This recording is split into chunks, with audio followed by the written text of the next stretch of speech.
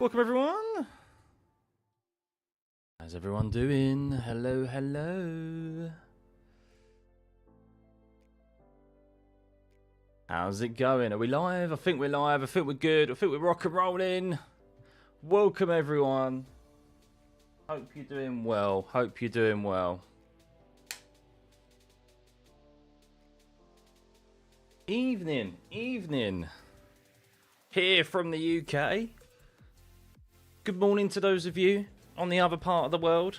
And good afternoon to those on the other side of the world. Welcome, welcome. How's it going? Evening, everyone. Let's just get... What is that?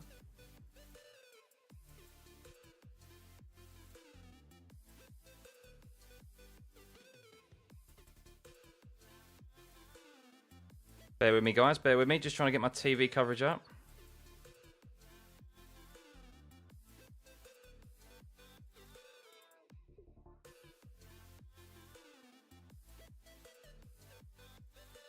Where is it? Oh, it's not working for some reason. Hey, how's it going? Good seeing you too, Red Standard. Good to see you, everyone. Yeah, good to see usual faces as always. Hope you're good. Oh, who's ready? I think it's going to be a long one tonight. I think it's going to be a long one. Just, where is my TV coverage? It is a bit delayed. I'm trying to see what the... I think it's dry at the moment, guys. I think it is actually dry out there. So we should hopefully be okay. It's still an hour, of course, until the race is due to get underway. So hopefully we will get to the start of the race and at least get underway. But will it last without any stoppages? Who knows? Who knows? Put provision for other on my poll? No. No, because then it's... You elaborate. And I mean, look, I still think anyone could probably win this race today if we're going to see red flags, if we're going to see safety cars. Yeah, it's going to be an interesting one. Oh, there is more rain on the way, supposedly. Yes. The FIA will have a look at it, but the FIA have put out a rule, or basically they've clarified what will happen if lightning is seen in the area. There is a rule in... Yeah, there basically is a rule in the US that if lightning is spotted 8 miles away from the circuit, then they have to postpone the race for a period of time until that clears. And of course, if you saw the F1 Academy race earlier, if you didn't, but if you've been online and been on Twitter, you will see that it has been horrendous rain earlier on. However, it has cleared up since then. It has cleared up, so better poll of the day will be how many safety cars there will be. Yeah, we'll do that afterwards, Kelsey. We'll let everyone filter in first. Welcome. No, I've got my coffee, even though it's very milky at the moment, very frothy. It is, I think it's going to be a long one. But I've got nowhere to be tomorrow. It's a bank holiday here in the UK, so happy days. I can be here as long as I want. So, sad day. Oh, that's a shame. Peter Jober. It's a shame, Charles. And did I see the Lego race? I did see... Well, it wasn't so much a race, was it? It was more like bumper cars. Yeah, that was good fun. That was good fun to see the drivers in a different environment there and in those cars. So...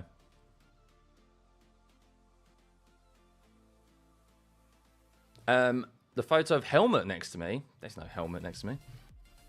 Can I answer your question? What was your question, Davinda? I don't know what your question was. Let me have a look back, buddy. Bear with me, mate. Hamilton's going to win it. I mean, if Hamilton wins it... I mean, if Hamilton's going to win a race from 12th place, he's going to need some carnage. And that is what we potentially could get today. So, what would I rate the sprint race yesterday? Looking back at it, I think a 9 out of 10. I think in the time I gave it a 10 out of 10 because of how chaotic it was. But I think looking back at it, 9 out of 10. Because I always like to see at least a battle for the race win. And we just got that late safety car yesterday. Just removed that potential battle for the race win. So, why isn't P5 finisher and AM All-Star Stroll an option on who will win the Miami GP? Never ruled him out. Never ruled him out. I know after yesterday, the GOAT. So, the canvas behind me. Oh, that is Lewis Hamilton. So... I've wanted to try and pin it up here, but it doesn't quite stick. So yeah, that is a canvas of Lewis Hamilton. I used to have it pinned up on the wall on the other side of the room, but yeah. So it's got LEDs behind it as well, but I think it's run out of battery. Is it run out of battery? I don't know. Bear with me.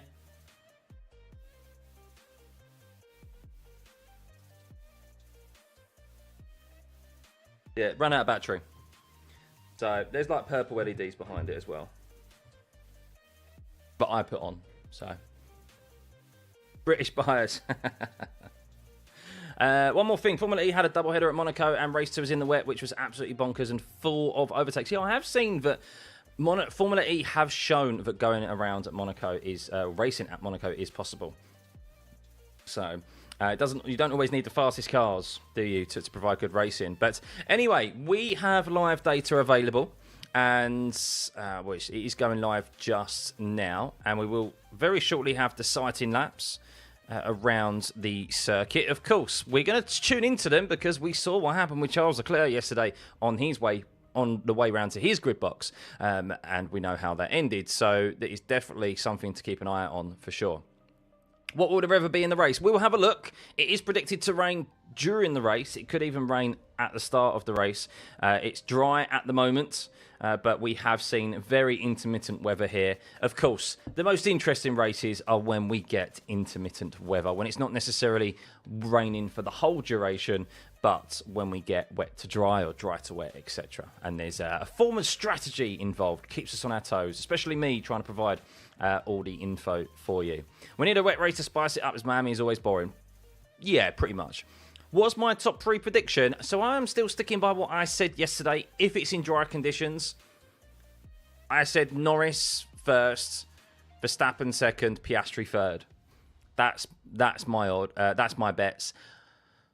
It wouldn't surprise me if we saw Piastri actually be able to overtake Verstappen as well and finish a 1-2 for McLaren. Are we yet to see? The only 1-2 we've seen thus far is China. It really wouldn't surprise me if we see a 1-2. I just think Verstappen at this circuit, I think we will see, we will be able to see overtakes here, which has surprised me a little bit, but I think we will be able to see overtakes. Is it a one-stop today? No, it shouldn't be. Hopefully it shouldn't be. So, morning, Moon. Good to see you. I'm doing very well, thank you. Isn't Williams' race pace not as Ferrari? No, Williams expect not to be fighting the Ferraris. They expect the Ferrari to be stronger, of course. But Ferrari have really struggled here this weekend, especially over a single lap. A lot of times in Miami with outbursts of heavy rain followed by sunny weather. So wet, dry track. Yes, exactly, Monique. Yeah, it could be very... It's going to make things very interesting, isn't it, when it comes to tyre selection? Do you decide to pit? Do you decide to stay out, etc.? So there's going to be crashes 100%. I agree as well. I think a safety car is 100% guaranteed here today. I mean, in the sprint race yesterday, there are areas around this track where, of course, if you crash, there's nowhere for the car to go. The marshals need safety cars to neutralise the race so that they can get a recovery vehicle on track and themselves get on track to remove the cars and debris safely. Verstappen will collapse Norris in a slower car. Everyone else settle down. Maybe. I do think here, though, we have already seen... I know the sprint race was a bit different, but I think there is the potential... I think there is the potential of overtakes here. Unlike where we've seen at Saudi last week, my expectations have gone up a little bit for this race. I'm not going to lie to you, and that's not necessarily due to the weather. That's due to what I saw in the sprint race with overtakes being possible. So, yeah, with McLaren in particular, I don't know if anyone's seen the ghost lap of Max Verstappen and Lando Norris yesterday, the comparison. And, well, I tell you what, the traction of that McLaren out of the slow corners is unreal. So that's where it has the better, in particular, of the Red Bull of Max. So interesting to see how that translates into race pace today. The Miami GP inviting carnage, yeah. So just waiting, guys, by the way. So we're just waiting for the sighting laps. And then after that, what we will do is that we'll have a look at the strategy options for today. We will have a look at the Pirelli graphic that could be relevant today. We are expecting rain, of course. That is the important thing we'll look at, is the weather radar to see when we are expecting rain once the race gets underway, or maybe even before the race begins. At the moment, it is not raining, though. So, yeah, stay tuned for that. We'll then have a look at, of course, the safety car advantages. Like Lando Norris got a safety car advantage yesterday. What percentage is there of a chance of a safety car? I'm saying very high, but also what is a cheap pit stop here? We saw it be so essential last year, and we saw it essential yesterday as well. Race should be done in the Lego cars. They take considerably longer, that's for sure. It would be nice to have regular call-ins from co-hosts, perhaps someone from the Missed Apex room, a bit like TV coverage, a leading commentator with a second pundit. I have thought of that idea, Mike. However, the way that I do things here, I feel like I'm a bit kind of like at 100 miles an hour. And I don't think having a co-host, it will work at the moment. Maybe after races in the future, but the actual commentating itself, I feel like I've got a nice flow of things at the moment, and I don't really want that to be interrupted. But I do appreciate the input, though. And it is something that has crossed my mind. Do I have any F1 work experience? No, never. I've never been to a Grand Prix weekend. Yeah, I've never been to a Grand Prix weekend. I've never seen... The only time I've ever seen an F1 car in motion is at Goodwood Festival of Speed last year, which is a real shame to say. But yeah, I'm still yet to experience my first Grand Prix weekend. So I'd love to go and attend one for sure. But yeah. Racing is in the blood, though. Yes, it is. Yeah, my granddad, of course. I'm great by myself. Yeah, I think I'm always looking at ways to improve this viewing experience for you all, guys. And I watch my own streams back due to trying to improve. So yeah, but I think we've got a good rhythm here. We've got a good thing going here. You guys seem to like it, and I always look at ways to improve and getting some input maybe after races and so forth. I have thought about, but also I feel like it flows very well with ourselves, me and you, and chat and so forth. So I'm like Murray Walker. We don't want to hear someone else. Which one Grand Prix would I want to watch? Silverstone. I mean, I'm a Brit. It's my home, sir. It's my home race, and I've been to the track, and I love the track, and it always provides great racing, and yeah, I'd love to go. So, cheers, folk. Good to see you. It's not all shame to say that you didn't go. The tickets are genuinely expensive. Yeah, and that's kind of what I say every single year. I'm going to buy tickets, and then I look at the prices when the tickets are released, and I'm like, I just don't have the money for it. So, therefore, I must give me a commentator job. I wouldn't say no. I know, obviously, it means these watch-alongs may be fewer, but, got to pay the bills, guys. Am I going to Silverstone this year? No, not at the moment. I'm trying maybe to sort something out through my day job. Get some subcontractors to take me. So we'll see. But I'd be happy, to be honest, to just go on the Friday and the practice day. I'm not that fussed about going and seeing the race on the Sunday, to be honest with you. I feel like I actually may not actually enjoy it that much because there's so much that I wouldn't be able to see. So, yeah, as I said, doing these watch-alongs has changed my viewing experience. Like yours, it's also changed mine, and I'd be lost without all this data available, so... Thanks, TC. Much appreciated. So not long, guys. Let's change scene because we will have sighting laps any minute as the drivers will be making their way round to the grid. And it's important for us to keep an eye on this, of course, because we saw Charles Leclerc bin it yesterday. Now, it isn't raining at this moment in time, so it should be a little bit more straightforward for the drivers to make the way round to their grid slots. But it's important to have a look at these sighting laps regardless.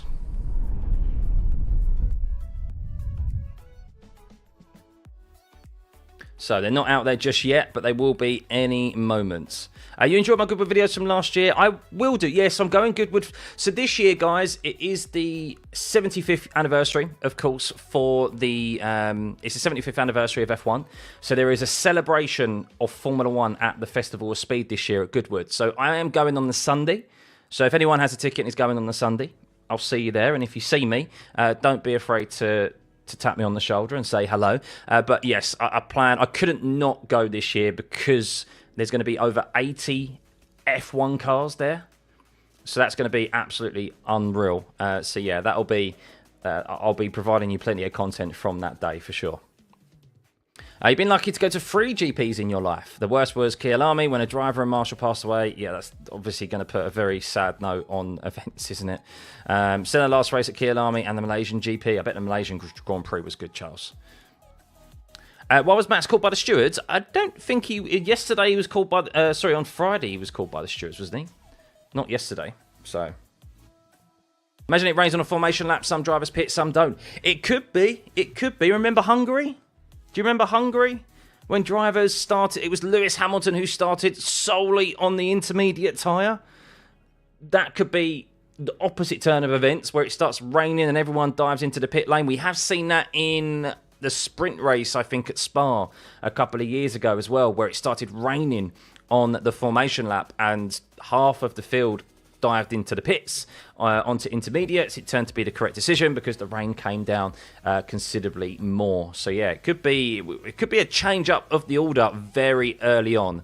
But there is only one bit of news in relation to grid spots, guys, is that Pierre Gasly has taken a brand new suspension unit, I believe, and made changes to his setup. So he is starting from the pit lane. So Pierre Gasly is the only driver not to start pretty much where he qualified. Of course, the drivers who finished below him, which wasn't many, have moved up a position. I think that's only Alonso, Stroll and Behrman. So yeah, Pierre Gasly is starting from the pit lane today. Top middle of my screen, pink head padding. That's just the padding material that I think is used in their helmets. So the race isn't cancelled. No, the race is still underway. There may be postponements, though, because of the weather. So, as I said, we're going to wait for the sighting laps first, which are just about to begin, as you can see there from the icon of Behrman making his way to the end of the pit lane. And their headrests, their headrests as well, Taco. So we are just going to watch them plod around, make their way round to their grid spots. Hopefully there'll be no more carnage like we saw with Charles Leclerc yesterday, because it is currently dry conditions. Of course, it's a good indicator for me to report back to you what the track state is at this moment in time. It is dry because I think you can tell it's dry because the track condition states 42.7 degrees Celsius. So that is very hot for a wet weather condition. It won't be wet. When it rains, I think it drops around 10 degrees to low 30s. So yeah, it is currently dry out there. But once we have this, we'll have a look at the strategy options for today, and of course the all-important weather report, because that's really what we need to be keeping an eye out for. Do I think Lando will do Oscar on... do I think Lando will do an Oscar and get to the inside line before Max starts? That'll be his aim. That'll be his aim for sure. In your experience, watching a race on TV is better than at the track. That is what many have reported to me with EGS as well. So, you're 18 now. I really want to know, how was Senna's era? I wasn't old enough to know Senna's era. I was born in 91, so... I mean, yeah, Senna sadly passed away 94, wasn't it? Was it 94? So I was 3 years old. So yeah, I don't remember that. I didn't witness Senna's era, unfortunately.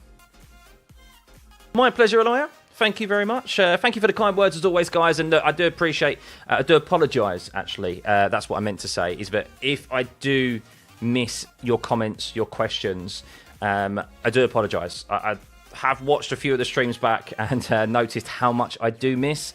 It's not intentional. It's only because, of course, of what I'm trying to do here in obviously providing you these watchalongs. And these watchalongs have got bigger and better.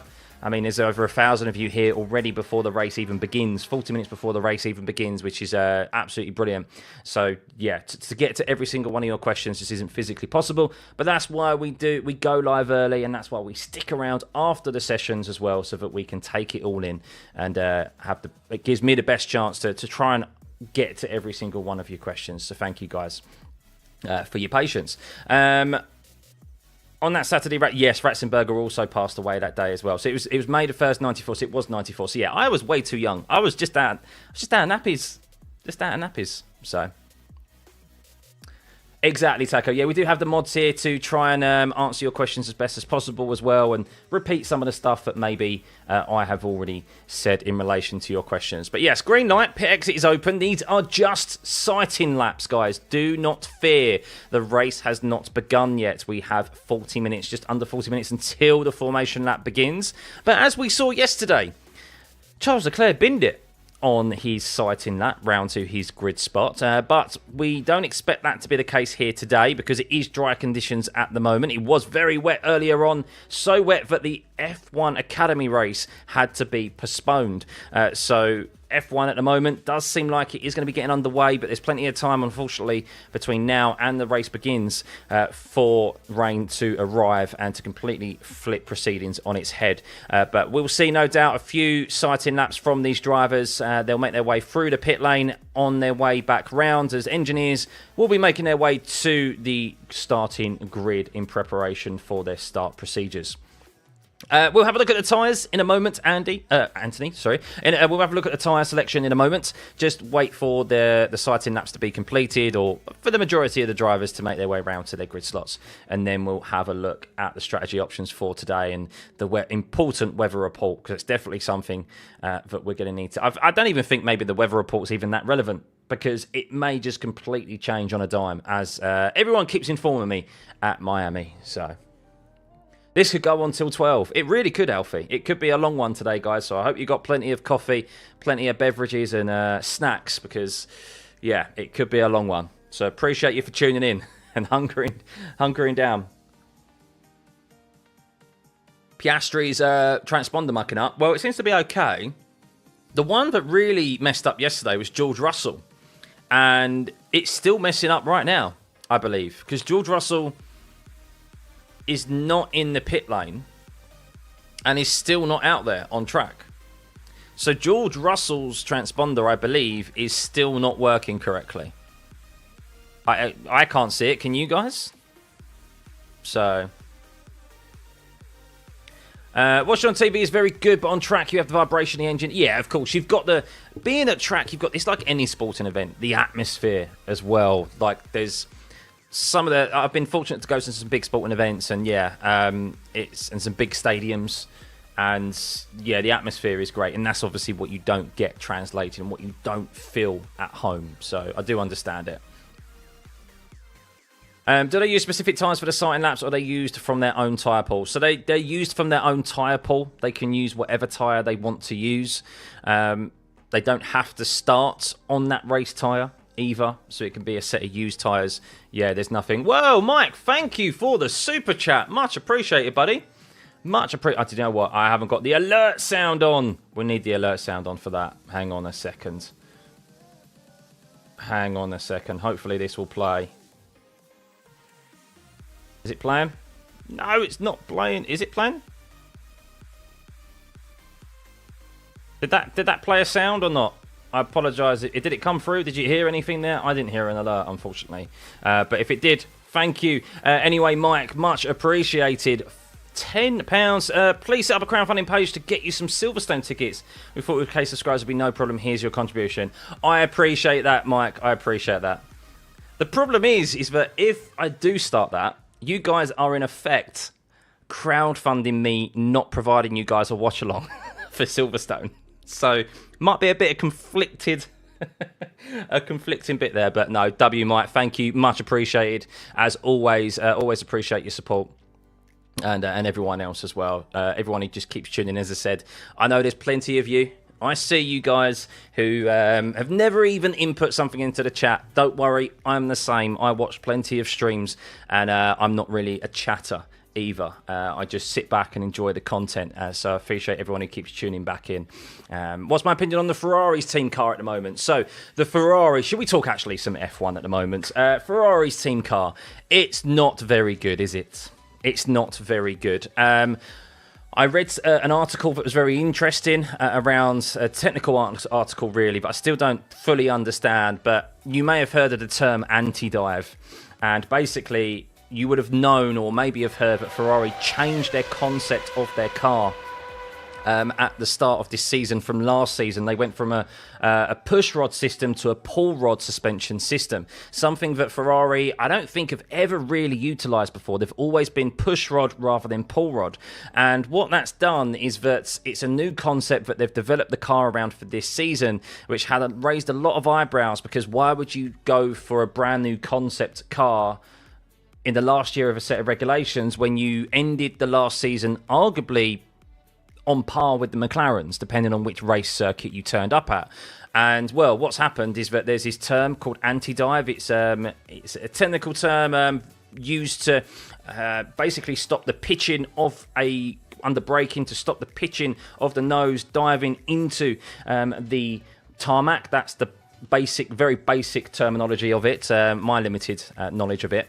And basically, McLaren utilised this very aggressively, as do Red Bull, and Ferrari barely utilise it at all. And unfortunately, what it's doing is that it's not providing enough stability under braking for the Ferrari drivers. So, yeah, Ferrari have basically just designed a poor car in the last year of a regulation set. That's basically it, which makes Lewis's job even harder, because he's joined a team after spending over a decade at Mercedes, and Charles Leclerc is just losing the will to live if you watch any of his interviews post-qualifying or post-race at the moment. So that's basically it. Yeah, so sighting laps at the moment, guys. It seems like the only real thing to take note of here is that George Russell's transponder still isn't working correctly, which was the case yesterday as well. So who knows where George Russell will end up on track today. We will have to keep an eye out on the standings and the relative to see where he is in relation to the other drivers. Of course, I have the TV coverage alongside me, which you guys don't have access to, but I'll be able to keep an eye out on where the Mercedes driver is, who is starting P5 today, and hoping for a better performance yesterday in the sprint race. So, yeah. That is pretty much it. Nothing really else to say here in relation to the sighting laps. Pretty boring because it's dry conditions, not the drama that we had yesterday, where we had, of course, Charles Leclerc go off through turn 10. You're surprised how fans underestimate Kimi. I know. Kimi. There's more so whether or not Kimi, that Mercedes is better in race trim. We'll see. We will see. What is the head padding? It is to do with the headrests. So, yes, it's to do with the headrests. So, this is multi-viewer, guys, if you aren't aware of this. So, looking at we'll have a look at the weather radar, but I've just seen a weather radar that looks like rain may be missing the start of the race. But let's have a look. Right, just going to change scene so that we can sort things out. Oh, that was a bit quicker than I thought.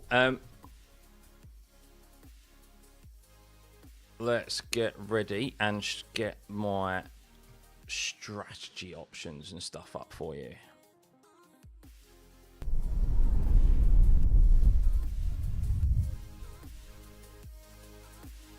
Here we go, guys. Here we go. Right. Here we go. That's the tyre allocations. This is the strategy for today. Now, we'll do what we usually do here. We will look at the strategy options in dry conditions, because it does look like the race is going to be starting under dry conditions, but we will see. We'll get onto the weather report very shortly and have a look at the radar. But at the moment, let me just sort out something that's closed down the sounds. Apologies if there's sound coming through for every single subscriber. Thank you for everyone for subscribing, by the way. Yes, so it looks like it could be a two-stopper here. We saw yesterday that we saw last year, really, the potential of any strategy thrown to the winds, really, or gone in the wind because of the safety car that we had, which Lando benefited from to get his first race win in F1. Yesterday, of course, it was a sprint race, but we still saw an element of tyre management happen. Lando dropped off from his teammate Piastri and managed his intermediate tyres, went back to around the 3-second range, and then he really closed down that gap on Piastri and put the pressure on. That late safety car really removed us from any sort of battle for the lead at the end of that race. Even though it was absolutely chaotic, it could have been even better with a dash to the end there with Norris on softs and Piastri on mediums. But yeah, two-stopper, potentially. potentially here. We are a step softer, of course, this year compared to last year. It all depends on the track temperatures and whether it stays dry. So not really too much to say there, really, in relation to these strategy options, because I've got a funny feeling, like many of you do, that this is not going to be relevant at all because we're going to get rain. But let's have a look at the tyre allocations if those drivers are in the dry. Well, you can see there that Lewis Hamilton, because he didn't make it into Q3, is the only driver, I say the only driver out of the top 10 because he didn't make it in the top 10, but out of the top teams who has a fresh set of softs available to him. How important could that potentially be for his aspirations to recover a decent result today? He could even benefit from a safety car today or a red flag. We have seen them here at Miami, of course. And yeah, not really too much to look into here in relation to tyre allocations. Every driver has pretty much got a two brand new sets of hards available, except for Hadjar and Lawson, who have two brand new sets of mediums.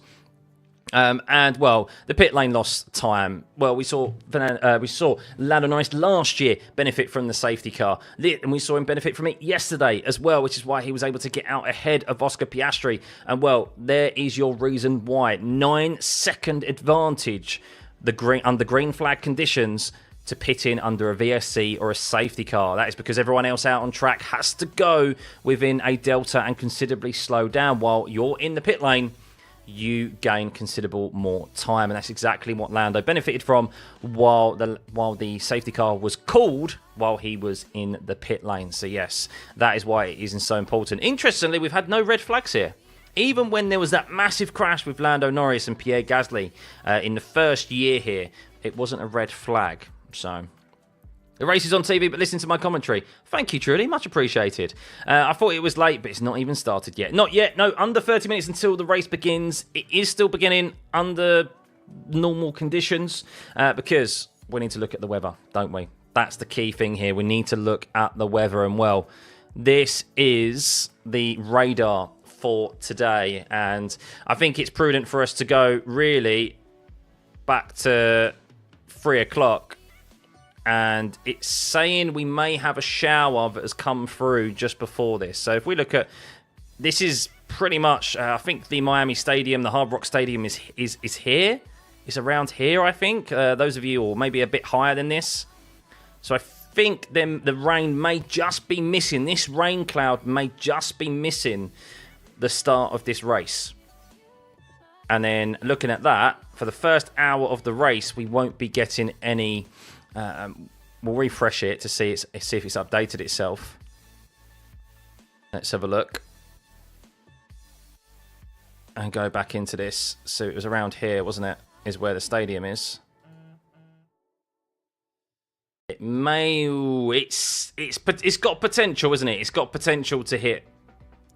It's got potential to hit the track. So that is the weather radar, and you can see there nothing else potentially arriving, but we know it can change on a dime with how close, of course, Miami is to the ocean. So Miami Gardens. Is it Miami Gardens where it is? Okay, well, you can see there it's missing it, isn't it, just? It is missing it just. That shower that's coming through beforehand. So it could be a dry race today. Could be a dry race. But it looks like it could be clear. But we know anyone who lives in Miami, and we're in Florida in general, will know that the weather can change on a dime.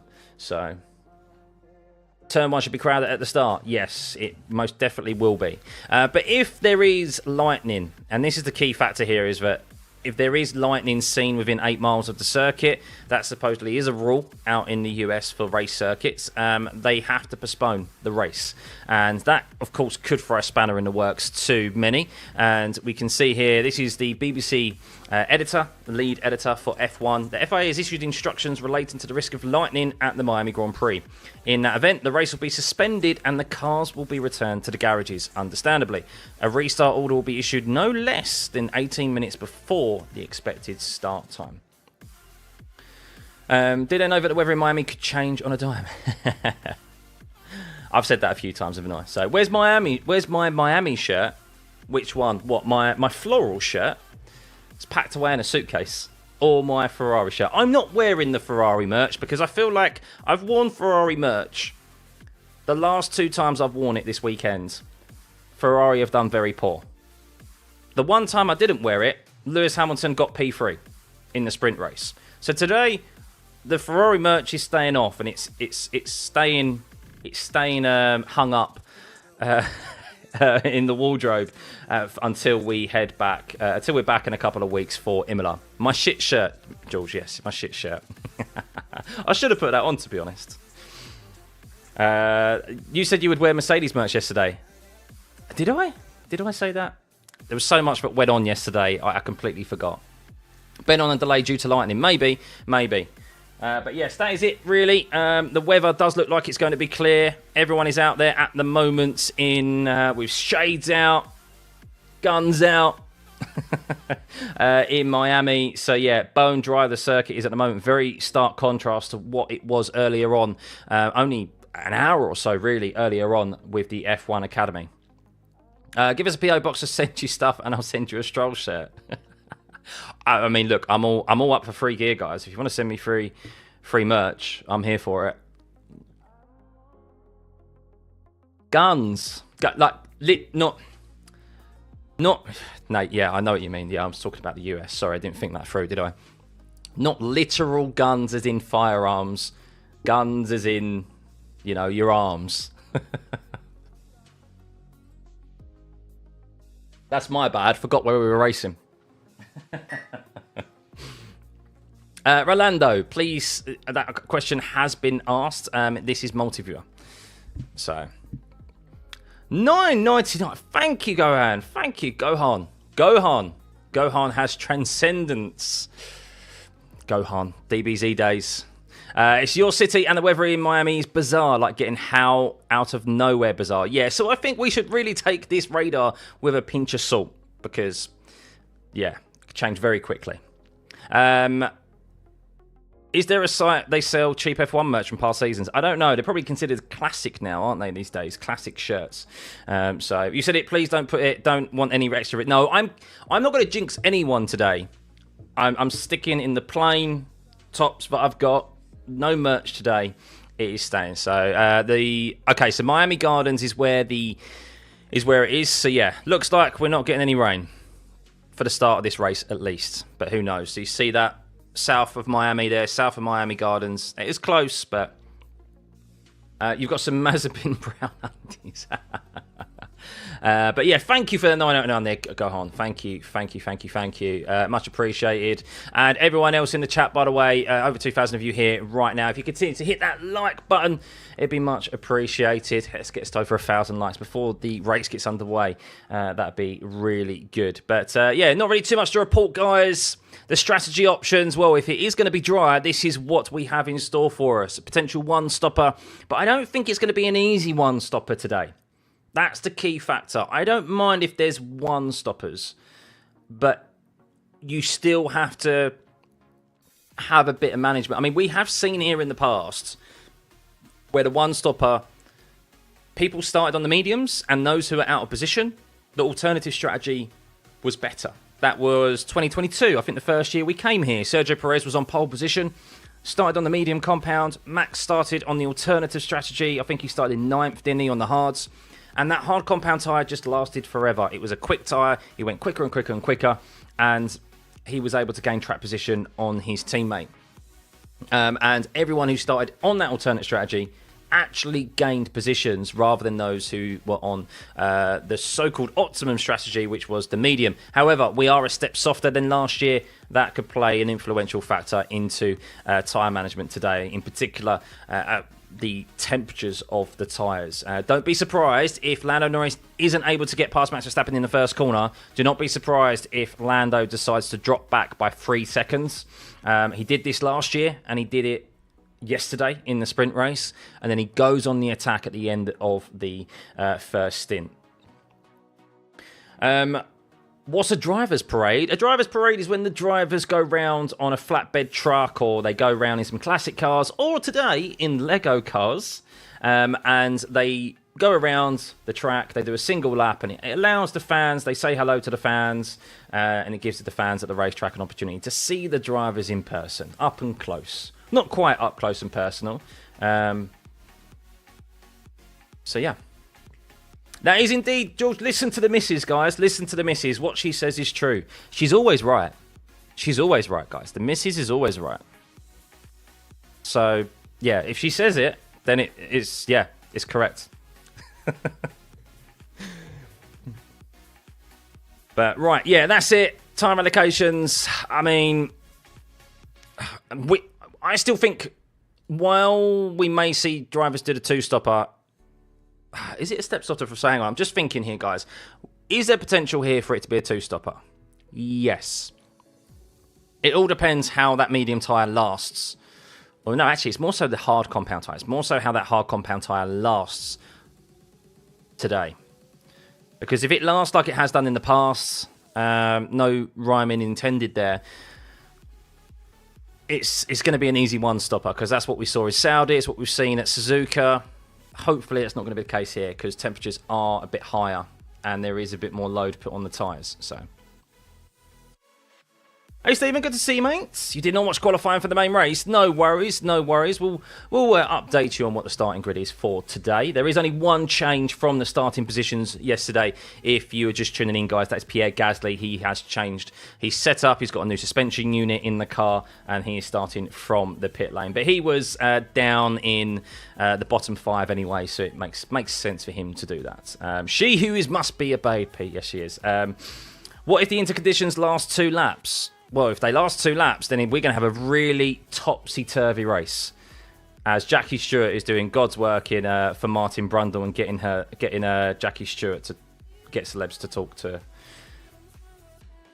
Pirelli has got the softer tyres again this weekend. Yes, we are on the softest tyres. Oh, the only step softer we can possibly go to is the C6, which we will see appear in Imola. So, yeah, that's it at the moment for today, guys. Looks like we're going to have a dry race at the moment, but who knows? It can change very quickly. Lightning could really be the spanner that is thrown into the works here for this race because if it is spotted anywhere near the circuit, 8 miles supposedly is the rule, then they do have to postpone the race, and that could, if we get multiple pit stops here, pit stops, someone could benefit from the red flag as we've seen in the past. So yeah, that is it.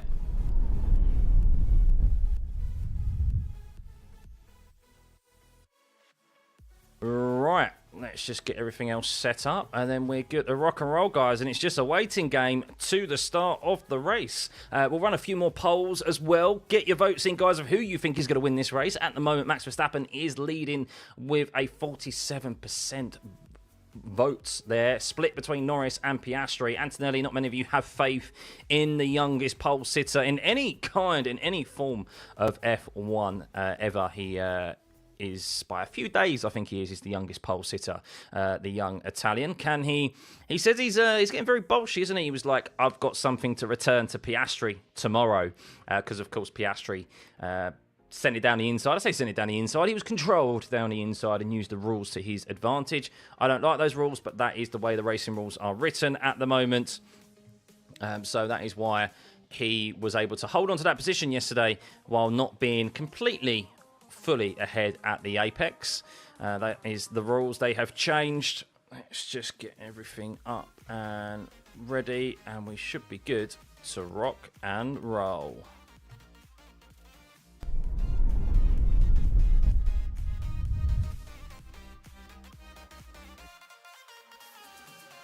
There we go. There we go. Think we're good. Think we're good. Think we're ready to rock and roll, guys.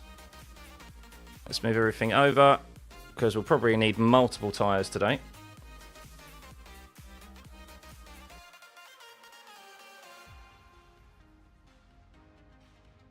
Go, and sweet. Not long to go, guys. Not long to go. Let's go. Just got in and ordered some food for the race. Good decision, Ibs. Good decision. I had a lovely roast dinner before this. Time to dance. Let's go, Piastri. So, yes, I'm going to end the poll, guys, and that is it. We'll run a few more polls before the race gets underway. And, well, you guys have overwhelmingly gone for 46% of Max Verstappen. I mean, if other than Saudi Arabia, but to be fair, Piastri did lead after the... Well, he didn't lead after the first corner, did he? But Max got that 5-second time penalty. Other than Saudi, every single race has been won from pole position. So, yeah, that's potential here today at Miami. Hopefully, even if Max does win the race, hopefully it is a well-fought battle for the race win. That's what we want to see as F1 fans, don't we? We have drivers that we want to do better than others. but we want to see wheel-to-wheel racing. We at least want to see battles for the race win rather than it be a procession, which hopefully we won't get here today. I don't think anything is truly going to live up to the sprint race yesterday, but here today, hopefully, we will be able to. Good day, Scott. Hey, Glenn, good to see you. Are there many overtaking areas on this track? Well, theoretically speaking, yes, there is. We have 3 DRS zones here at the Miami GP circuits. The first one is down the main straights. Wow, risk of rain. Okay, so we just looked at the weather radar and AccuWeather, and it said very low percentage of rain. That's 30%. That's a bit higher than I thought it was. But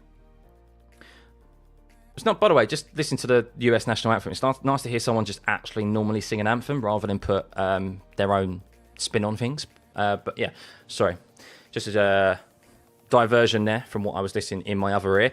But we have 3 DRS zones here. Getting back to the actual race circuit itself, where can there be overtakes? Well, of course, down into turn 1, we do see overtakes there. Turn 17, of course, is an overtaking position itself, which we'll get to, but we'll make our way round the circuit first. But from the exit of turn 17, it's full throttle, basically, from the exit of turn 17 all the way to turn 1. So while the DRS is only activated after turn 19, you can still pretty much highly likely line a move up down into turn 1. We don't really see overtakes anywhere through the first sector. It's all about positioning yourself for that very long run down to turn 11, where there is another DRS zone. There's 2 of 3 here, which is from, I think, turn 9, just after turn 9 to turn 11. And then we do sometimes see drivers try cutbacks through turn 12 in the race in previous years. We don't see really any overtakes through turn 14 and 15, although the Alpine drivers at Ocon and Gasly last year decided to prove otherwise and go side by side. And then, of course, the back straight there, the long one, down into turn 17, there's another DRS zone, and we see multiple overtakes down into that corner where it's very easy to make a lock-up. But, of course, a driver, as we mentioned, is then able to come back at the overtaking car down into turn 1. So, yes, there are some viable overtaking opportunities here, but as always, it is primarily down to tyres again. We need some sort of tyre wear here. We need cars that are potentially good on tyre wear and not that good on tyre wear. We need some sort of offset somewhere with tyres to ensure that we get drivers be able to overtake and make up that delta that is required with the very prevalent dirty air in F1. Will Piastri be able to pull the same move on Antonelli? No, because he's starting on the outside now, Piastri. He's starting 4th. So the inside line... no, sorry, he will. Apologies. No, I take that back. The even numbers start on the inside line. So Piastri, yes, very much could pull out the same move on Antonelli again if he has room to do so. So yeah, that's why Lando probably wasn't too sad to be in P2 because he knows he's got that inside line, same as what Oscar Piastri did yesterday and in Saudi, utilised the racing rules to his advantage and got sufficiently alongside, and that's why it was his corner and his apex. That's why technically he was ahead at the apex. What is the weather on track now? Drier. It's drier.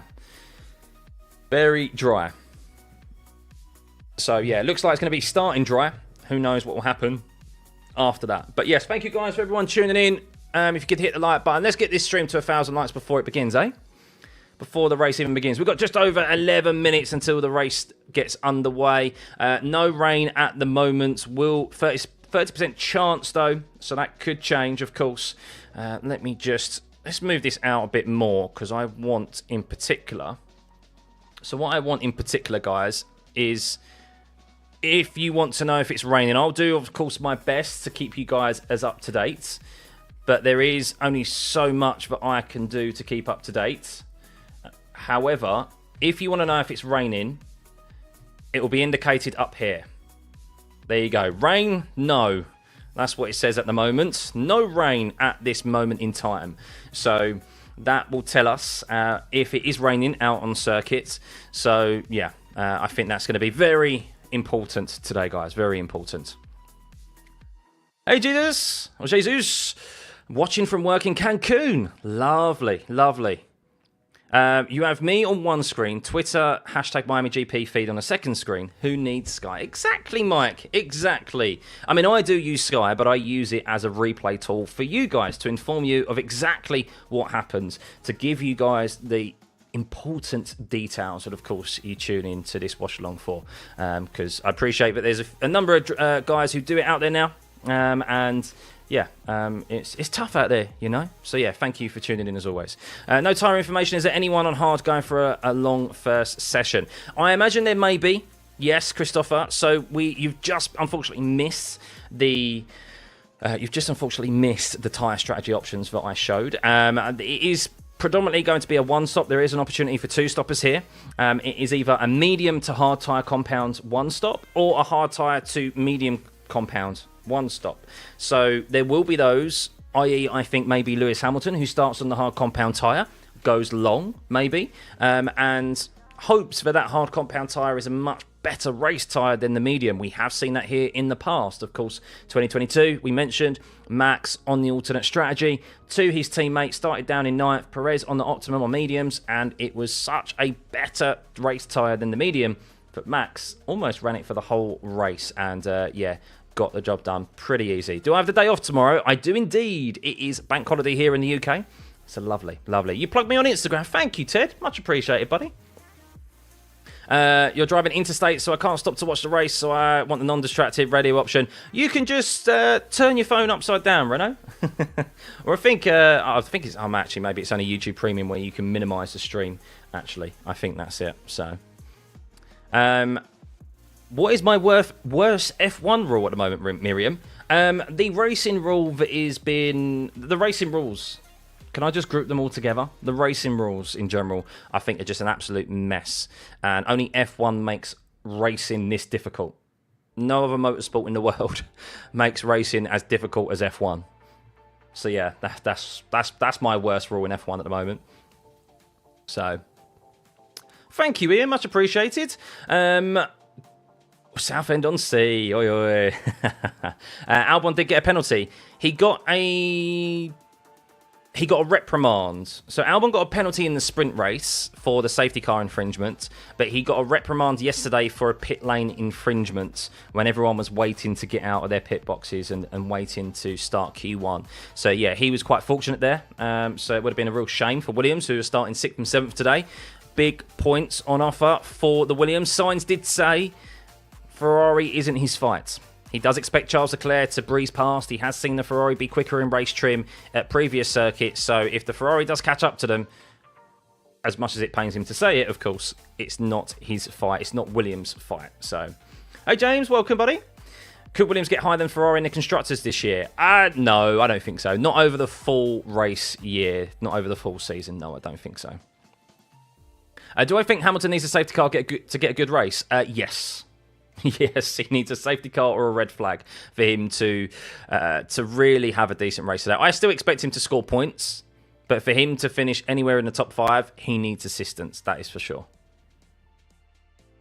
Not started yet. No, it hasn't started yet. We have just over 6 minutes until the race gets underway. Thank you, Santa Claus. I must be on the nice list this year. Bit early for Christmas, but yeah, thank you, much appreciated.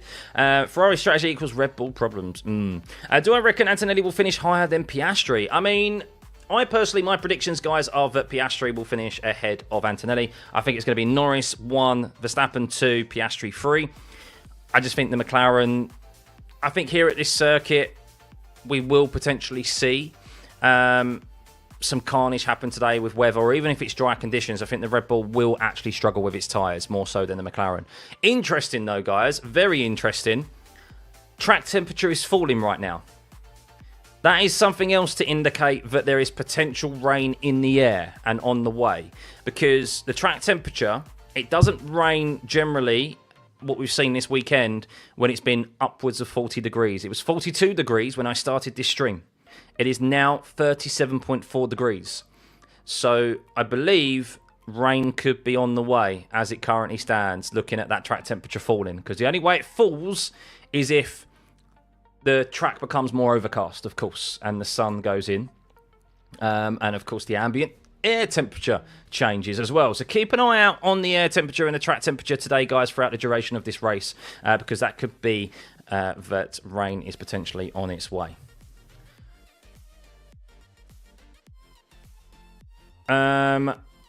Since you recommended twice to listen to stuff, I'm going to plug it on the car anyway. Oh, brilliant. Thank you, Renault. Much appreciated. What did I just see there? Did I just see... Mags has tipped 13.27. Thank you, buddy. Why has that not come through yet? I've just seen that come through. Maybe that was separate to a super chat. Mags, thank you for the tip, by the way, buddy. $13. Thank you, thank you, thank you. That was through the personal dono link. That's why it didn't come up on YouTube. So thank you, buddy. We're close to the Everglades and showers pop up quickly. Yeah. New member here. Came from Racing Statistics, but will stick with myself now. Thank you, buddy. Much appreciated. Is George Russell or Kimi have a chance to be on the podium today? Yes, I think many drivers have a chance. If it stays dry, I don't think there's going to be a potential of a podium for like the likes of Sainz, Leclerc, etc. But if there is safety cars, we've seen it's a 9-second advantage under safety car, as we saw Lando Norris benefit from yesterday and last year. And of course, if there's rain, anything can happen. The track temperature, interestingly, has just shot up a couple of degrees there. So yeah, I said rain is in the air. Clearly, maybe not, because that track temperature's just popped up again. But we're only moments away from this formation lap getting underway, guys. I'm just going to have a quick lube break. I suggest you guys do the same. Top up your beverages, whether it's a lovely, fresh bottle of beer or a nice glass of wine, or whatever your choice of beverage is. Yes, get ready, because this could potentially be a long one today. Who knows what the weather's going to do. But if it's anything like the sprint race yesterday, we're in for a chaotic and cracking race. So yes, just going to relieve myself and we'll be ready, and the tyre blankets will be off very shortly to let us know what the drivers are started on and what strategy options they're planning for today.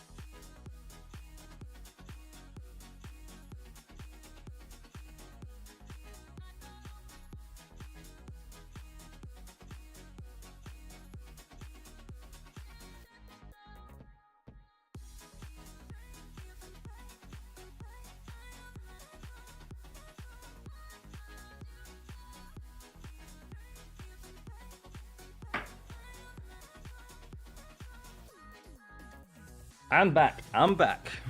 Here we go. Here we go.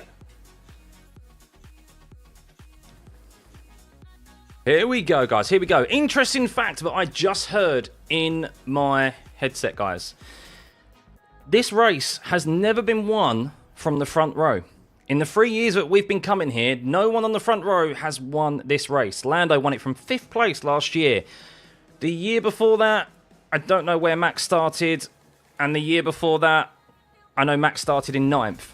So that's very intriguing. That is very intriguing stat there. 3 out of 3. The race has not been won from the front row. It's not often you hear that at a race circuit. So yes, we should have the tyre blankets pulled off any moment now, guys. Any moment. But thank you for tuning in, as always. Please continue to hit that like and subscribe button. Thank you for everyone for piling in. Not entirely sure why the tyre blankets have not been removed as of yet. That's very interesting. DRS has been noted to be disabled, understandably, for lap 1. but why do I not know what the tyre blankets are? Now, George Russell's transponder, of course, was playing up at the start. Pierre Gasly is making his way to the end of the pit lane. As you can see there, he will be starting from the pit lane today due to a setup change, a suspension change. But the formation lap will be getting underway any moment now, and we're still yet to find out exactly what... We're still yet to find out exactly what tyres the drivers are on, and they're not underway yet. That's very interesting. Here we go. So they are on their way, and for some reason, the tyre data has not filtered through yet. That's very intriguing. Very intriguing that the tyre data has not filtered through yet. George Russell's transponder is not working, so apologies guys if you're a George Russell fan. We'll only be able to keep an eye out on George's progress on the standings and the relative. Apparently Hamilton and Russell are on hards, so Lewis Hamilton starting in 12th and George Russell starting in 5th is on hard compound tyres. That's very intriguing for George Russell, particularly starting in 5th place. We have seen that strategy work in the past, of course. So, yeah, very intriguing why this tyre data hasn't come through yet. I'm just going to bear with me. Let me just see if it's just myself or if anyone else is having the same issues with that tyre data. Yes, it is not just myself. It is others having issues with that as well. So, it's something coming from F1. Real shame for us not to know what tyres they're particularly starting on, but I can confirm that George Russell, who is not appearing on the track map due to transponder issues, he started on the hard compound tyre, and Lewis Hamilton is starting on the hards as well.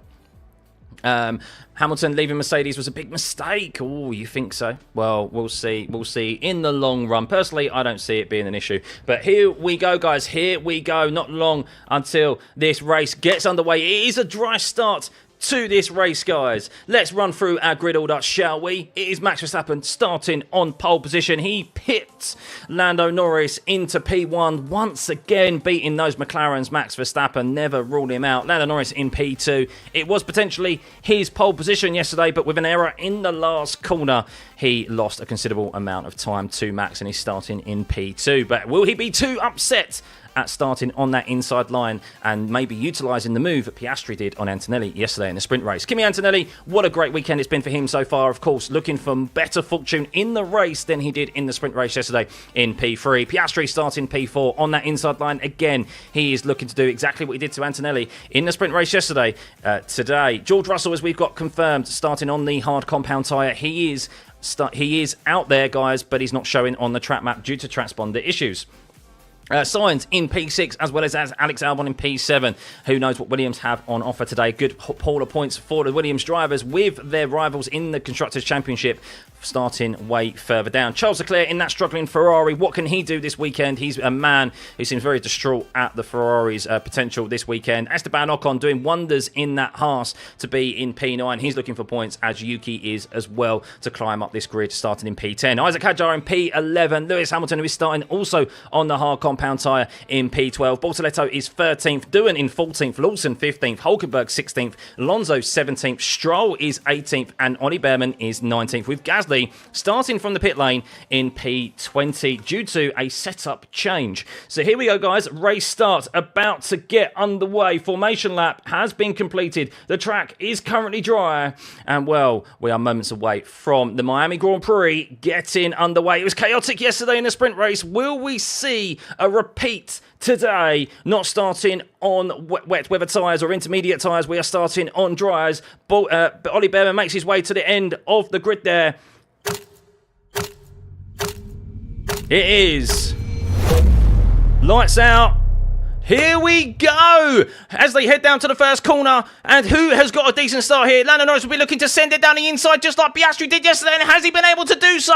This side-by-side, Max Verstappen and Lando. And I don't know who's come out ahead. I think Max Verstappen's just held on as there's a double yellow. And Lawson is turned around. Unlike yesterday where he had a brilliant start. As Alex Albon, as Antonelli, I think is side-by-side and ahead of Piastri. As actually, it's Lando Norris who has lost multiple positions. As Jack Doohan is also going slow as well. due to inevitable contact between Liam Lawson, but Max Verstappen leads ahead of Kimi Antonelli, Oscar Piastri in P3, Alex Albon's in P5, George Russell is in P4 because I cannot see his marker due to transponder issues, and well, there is a double yellow out there as Lawson's got going again, and Jack Doohan, who actually had a decent qualifying yesterday, unfortunately is now at the back of the grid, but it is Verstappen leading from Antonelli, Piastri, Russell. I'm watching the start of this race, and well, it seems like what happened to Lando Norris? Lando Norris went down the outside of Max Verstappen. They went... Oh, wow, what happened there through the S's? Will that be investigated? I'm not entirely sure, but Max Verstappen forced Lando Norris out of room there, which allowed Oscar Piastri and Kimi Antonelli to move through. Lando Norris had to take it to the escape road there through the S's of turn 4, but it is currently Verstappen leading from Antonelli. There you go, George Russell is back on track. Well done, guys, as it is Antonelli leading from Oscar Piastri there in P3. Verstappen leads from Kimi Antonelli with George Russell in P4, chasing down Oscar Piastri. Alex Albon in P5 with Norris, who has lost 4 positions at the start of this race as he was forced out of track through turn 4 it was, through the S's. He had to yield to Max Verstappen. Now, whether or not, as per the racing guidelines, Max Verstappen was ahead or not, I'd have no idea. I'd have to see a replay, but what that has done, as the track map is bouncing across at the moment as they're all bunched up, Verstappen has got a 1.5 second lead on Antonelli, and DRS, I don't think, has it been activated yet? DRS has not yet been activated. It is currently disabled,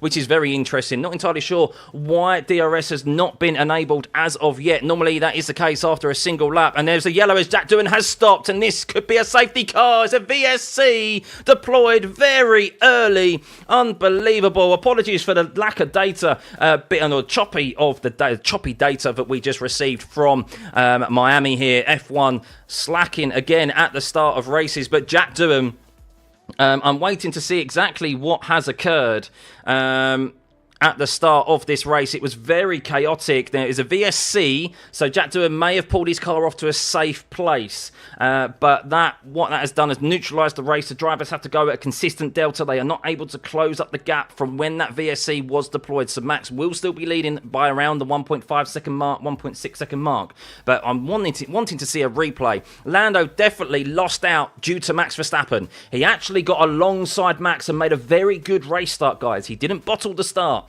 However, what did happen is that he went side by side with Max through turn 4, and where it's the S's through turn 5, he ran out of room. Max, as Lando is saying, he forced me off, mate. What am I meant to do? Just drive into the wall or something? Like I was completely alongside. We will see. The racing rules are very particular now, as we know. But what that has done is that Lando Norris was forced onto the escape road through turn 5 and 6, and that means that he is down in P6 because he lost those positions with everyone bunched up behind. So I'm watching a replay of the race start of what happened, and oh my goodness, what did Jack do there? Was that Lawson pinched? Basically, Jack Doohan made contact with Liam Lawson. He was covering the curb. I'm not sure if Jack Doohan could take up more, be closer to the curb than that, to be honest with you. I think Liam Lawson maybe had someone on his outside and just got wedged with Jack Doohan. So Jack Doohan's race has ended here, unfortunately, I think due to no fault of his own. But I'm yet to see another replay. Yet to see an actual replay of Lando Norris's start here with Max Verstappen. So here we go, watching the replay here of the start as the VSC is still out there, as Max Verstappen aggressively came across the front of Lando Norris. But what he did, he locked up at the first corner. Lando got ahead of him as they went round into turn 4, and not entirely sure. That's a difficult one through the S's. Lando, could he have held it round the outside there? I'm not entirely sure. It's really difficult to see. Did Lando back out of the move a bit too early? That's what might not favour the stewards there. Let's just see it again. Oh, I think Max might have been a little bit naughty there. We'll see. Or was it just him playing the rules? Let's have a look on board with Lando Norris. So Lando Norris doesn't make as good of a start as Max, but what Max does is that he locks up at turn 1. Lando does the cutback. He's going round his outside, and oh, I tell you what, that's naughty from Max. I think that's a little bit naughty from Max, as the virtual safety car is coming to an end. That's quite naughty from Max. I think if Lando didn't take avoiding action there would have been a collision, but we'll see how the stewards look at it. No investigation at this current moment in time, so maybe they're happy with it. But Max Verstappen leads as this race gets back underway, and leads 1.2 seconds ahead of Kimi Antonelli. Kimi Antonelli is ahead of Oscar Piastri. Kimi Antonelli, the 18-year-old, the youngest driver to get a pole position of any kind in Formula 1 yesterday in the sprint race. What a weekend it has been for him thus far, but of course that sprint race did not go as planned. But we'll see if that is going to be investigated, Verstappen and Piastri. But Verstappen, what he will be able to do though, as he did in Saudi, is lead this race and potentially nullify any chance of a penalty.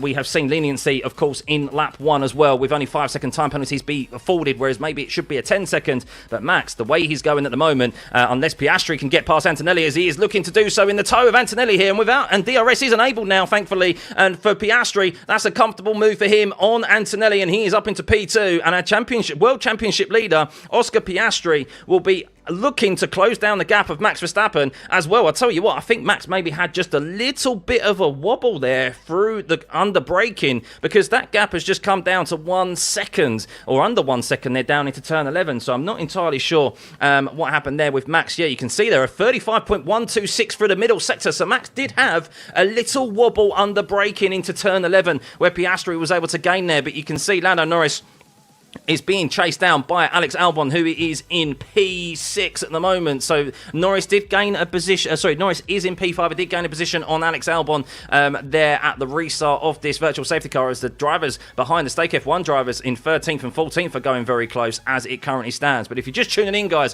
what has happened at the start of this race? Well, Max Verstappen led from Lando Norris, and, well, we'll still see if it's going to be investigated, but opened up the steering to drive into, potentially drive into Lando Norris, and Lando Norris, I think, should have been afforded room, but I don't know now these days with the change in the racing guidelines. And Lando, who was looking at a move on Max Verstappen, lost 4 positions as a consequence of avoiding action there. Piastri now up into P2, up 2 positions for him, so Piastri going nicely, but Lando Norris has got a great exit there off of turn 8 and is looking at the rear wing of George Russell, but George Russell has the assistance of the toe and the DRS of his teammate Kimi Antonelli. And will Norris be able to dispatch the Mercedes driver? I don't think he'll be able to, as Sainz has swapped positions with Alex Albon again there up into P11. So the Williams drivers are back as they started. Charles Leclerc and the Ferrari driver as well. Lewis has only been able to gain 1 position as it currently stands. They're not really able to make any time at this moment,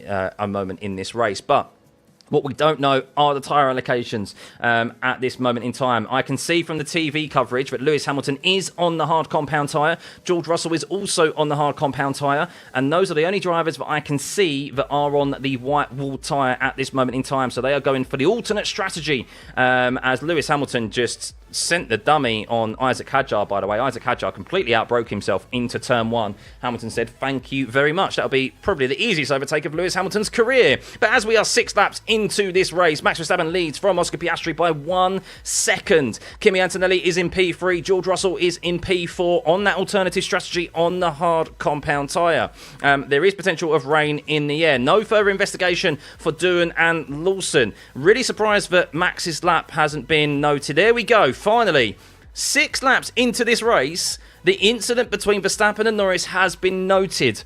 Let's see what happens there. Supposedly it was turn 2. Was it turn 2 or was it turn 4? No, supposedly it was turn 2. Sorry, I was looking a lot further down the racetrack. It was lost my bearings there. It was turn 2 that Norris had to take avoiding action from Max Verstappen.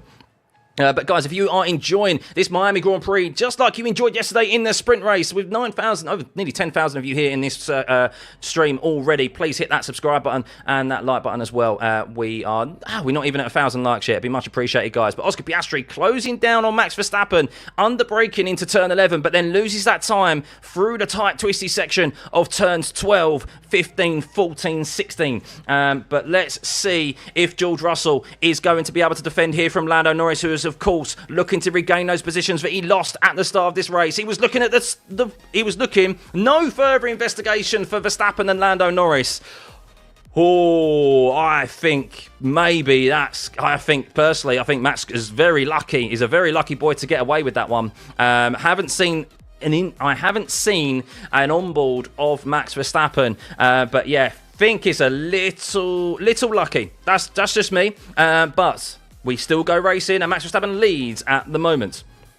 But Lando Norris will not be too happy about that, but Lando Norris needs to get his head down as he's looking for an overtake on George Russell, who's on the hard compound tyres, and Lando, aggressive through turn 3 and 4, gets the move done on the Mercedes of George Russell. That's not often a place that we see overtakes conducted, and well, Lando Norris, who will not be happy about that news of no further investigation with his lap 1 incident with Max, will be looking to dispatch Antonelli next and get on the back of his teammates. Verstappen and Piastri not too far up the road from Lando, only 4.5 seconds. And remember, no one from the front row has ever won this race.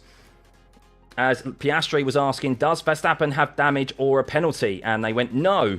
This was a few minutes ago, but that message was made by Oscar Piastri. So how long will Piastri at this stage of the race look at staying within that window of Max Verstappen? Because, of course, if there is a penalty to come to Max, which we know isn't the case, he would have stayed within, say, the 5-second range, but now he can afford to drop back a little bit and save his tyres, especially with a gap to Kimi Antonelli, who is 2.6 seconds behind. But Lando Norris gaining there, already in the DRS of Kimi Antonelli, loses a bit of time under braking, as many drivers are, it seems. As we head further down the grid here, we can see that Carlos Sainz and Alex Albon, George Russell seems to be struggling on that hard compound tyre, with Sainz and Albon, who I believe are on the mediums. No tyre data available to us yet, unfortunately, guys, so do apologise for that.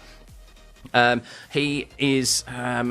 are on the medium compound tyres and looking to get past George Russell, who is on the alternate strategy. Interestingly enough, Charles Leclerc not able to make any headway on the 2 Williams ahead of him. They've been very quick here this weekend. Lewis Hamilton, who is also on the hard compound tyre, is just sitting in that window, probably managing his tyres, as he knows his race is not necessarily wheel-to-wheel with those in front of him today. It is going to be in the second half of this race, in that second stint, and potentially with rain on the way. No rain as it currently stands there, as you can see at the top of your screen there. In the middle, rain currently says no. So we will see. In your opinion, Verstappen was ahead and following the driving line. What was the naughty part? The naughty part was the opening of the steering wheel, of the attitude of we crash and we don't. It seemed like he did move over towards Lando's path very quickly. Unnaturally so. But I haven't seen an onboard of it. I could be completely wrong. It just looked like that from Lando's perspective. And once again, I also don't fully understand what the new racing guidelines are. There are specifics for S's, there are specifics for chicane, like for the outside, inside.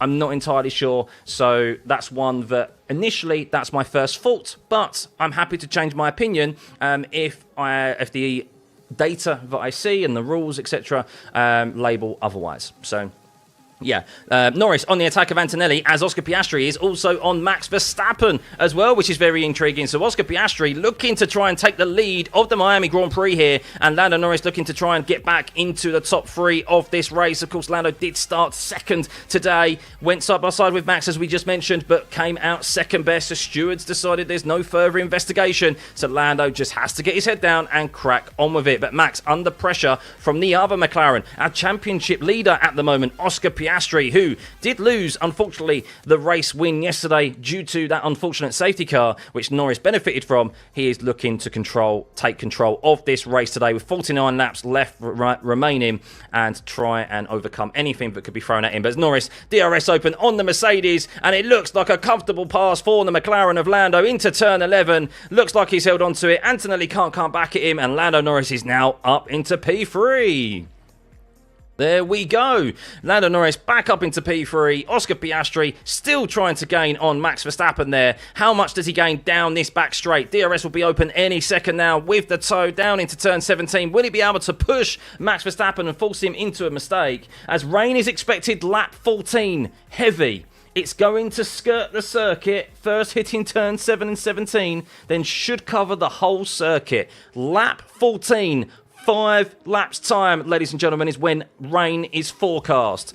Let it rain, let it rain. If you have not got the popcorn ready, I suggest you stick it on because it is going to get eventful. Oscar Piastri wants to get this move done before that rain arrives, no doubt. Lando Norris looking to close down on the top three. Them fighting will help him close that gap of 4.1 seconds to his teammate and Max Verstappen as it currently stands. George Russell is holding off the two Williams at the moment as Hamilton is looking to has actually closed up the gap to Esteban Ocon, who is in P10. Hamilton, who started 12th today. Of course, a very poor qualifying for him yesterday. Further down the grid, at the bottom, Liam Lawson, he's on his own at the moment due to a first lap incident with just being considered. I think there was just too many cars into one. But let's run first. Piastri is actually making a move on Verstappen there. He's very close, the closest he's ever been. Is he going to go for a move on Verstappen? No, but he's definitely making him think about it. I think he tried to. I think they actually maybe went side by side there, or they're definitely nose to tail as they went through the fake marina of turn 12. They were so close there, and well, Verstappen will be looking in his rearview mirrors. No doubt he'll be looking in his rearview mirrors more than he'll be looking straight forward here down this long straight down to turn 17, because this is the closest Piastri has been in some time. DRS is open, but how much can he make up time here? The McLaren, who is running more downforce than that of Max Verstappen, and I think Piastri will just be looking to line himself up and have another attempt down into turn 1. Focus on the exit of turn 17, and I tell you what, they're going to go side by side here down into turn 1. How hard will Max defend? We have rain on the way in 4 laps time, and Piastri goes for the move on Max Verstappen, then side by side into turn 1. Is he able to hold on to it? I think Max just defends from Oscar Piastri, and yes, he does. Max survives for the first attempt of Oscar Piastri. These two drivers, they went side by side into turn 1 in Saudi Arabia last time around, and well, this time around, they have made it through turn 1, and all the while, this is allowing Lando Norris to close up the gap. He's 3.4 seconds behind now, Lando Norris. He'll be thinking more of this, please, guys, because I can get involved. Let's have a look at the TV coverage to see exactly what happened there. But I'll tell you what, I'm going to turn my attention back to the track map again because Piastri's got another run here. DRS open. Verstappen's going to have to go defensive again down into turn 11 unless Piastri thinks better of it. And Piastri, does he go for the move late on the brakes? They're side by side and Piastri has to back out of it again, I think, because Verstappen defends staunchly into the first corner, into that corner. As Piastri tried to go around the outside of Max Verstappen into turn 1, but he didn't have enough of an overlap to warrant the room there as Verstappen comfortably defended into turn 1. But that is not what we're looking at right now as Piastri has another attempt here down into turn 17. He has lost a little bit of a time after that attempt into turn 11 with that lack of grip through turn 12. But Piastri is closing again. This is going to be all about turn 1, of course. The power belongs to the driver on the inside. The driver on the outside has to sufficiently get their wheels ahead of the rear view mirrors of the driver they're trying to overtake. Will Piastri be able to do the same here again? I don't think he's quite close enough. No, he isn't as Verstappen defends. As I'm looking at the replay again of Max Verstappen and Oscar Piastri, as Piastri did try to go around the outside into turn 11, but he didn't have enough of an overlap. Max knows these racing rules. He knows that the inside car has all of the power, and that is where he is positioning his car at this moment in time. Lando Norris, though, ever so closely getting closer to his teammate. Oscar Piastri has just dropped back a little bit there after a couple of attempts on Max Verstappen. Did he get too close? Has he killed his tyres just a little bit too much? We will see. But Lando Norris, a fastest lap for him last time around of 31.7. That was nearly a full second quicker than that of Verstappen. It was over a second quicker than that of Oscar Piastri. That just shows how much time you lose by battling on this race circuit. Norris was in clean air as Verstappen is being told, stay on the inside. I don't think he needs that information, to be honest with you, GP, because Max knows the racing rules better than anyone. The inside line has all of the power. That McLaren needs considerable overspeed, as we mentioned, to warrant racing room on the outside, and that's not what Piastri was able to get when he went for those moves on Max. But Piastri is closer again now, and will it be that McLaren has a lot of traction out of the slower corners? We saw that in the ghost lap yesterday, if anyone watched it, of Max Verstappen and Lando Norris's comparison of their lap. Which got Max Verstappen pole, the McLaren supremely quick out of the lower traction corners, but at the moment Piastri just not able to have that overspeed on Max Verstappen. Remember, next lap was when it was forecast to rain, ladies and gentlemen. Next lap 14, was when we were told it was going to start raining in turn 7 and turn 17. So going upwards there through turn 8, turn 7, and then it's going to hit the full circuit. potentially heavy rain. Lando Norris 2.3 seconds back now from Piastri and Verstappen. And well, I guess the question is this hurting Piastri's tyres? I would guess probably yes. But at the moment, it doesn't really matter because with rain on the way, a pit stop is probably inevitable sooner rather than later. As Piastri does get closer to Verstappen again, and it's all about lining up this move, staying close out of turn 16, utilising the strengths of that McLaren to try and overtake and get that overlap on Max Verstappen down into turn 17. A little bit slippery out on circuit is what has just been said to, is what Max Verstappen said. I don't know if that is the rain on its way in. Still no indication that rain is here. But Piastri, does he have the overlap here down into turn 17? Does he have it, or is it just going to be all about ensuring he brakes heavily? Brakes late here, and he ends up positioning his car nicely for a move down into turn 1. Yes, that's what he's doing. Racing chops here from Piastri, using his brain, and well, he is closer than he's ever been. Here we go again, round 3, Verstappen and Piastri, and I think this time around Piastri's got ahead of Verstappen down into turn 1, but Verstappen will try and defend on the inside again, and he's gone for it, and as they make contact, they've definitely slowed up massively there, and Piastri comes out ahead, and all the while, what that has done is that has allowed Lando to get right involved, and now he is on the DRS of Max Verstappen with Piastri in the lead, and we have the top 3 drivers in the championship standings neck and neck here, and with 44 laps remaining with rain on the way. Unbelievable scenes here at the Miami Grand Prix, guys. It is delivering here at this moment in time. Who cares what else is happening down the rest of the track? Ollie Behrman is trying to make a move on Lance Stroll, but it's all about the front here. And Lando Norris is going to be thinking about a move on Verstappen. And I guess the question will be, how much hurt did Verstappen have on his tyres there as he went defensive on Oscar Piastri? I'm watching on the TV coverage right now, and well, Piastri did get ahead of Verstappen. He didn't have enough of a room as Verstappen did try the inside of the head of the apex rule to his advantage. He locked up. Piastri saw it coming and easily cut him back and said, "Thank you, sir. I will take that lead from you."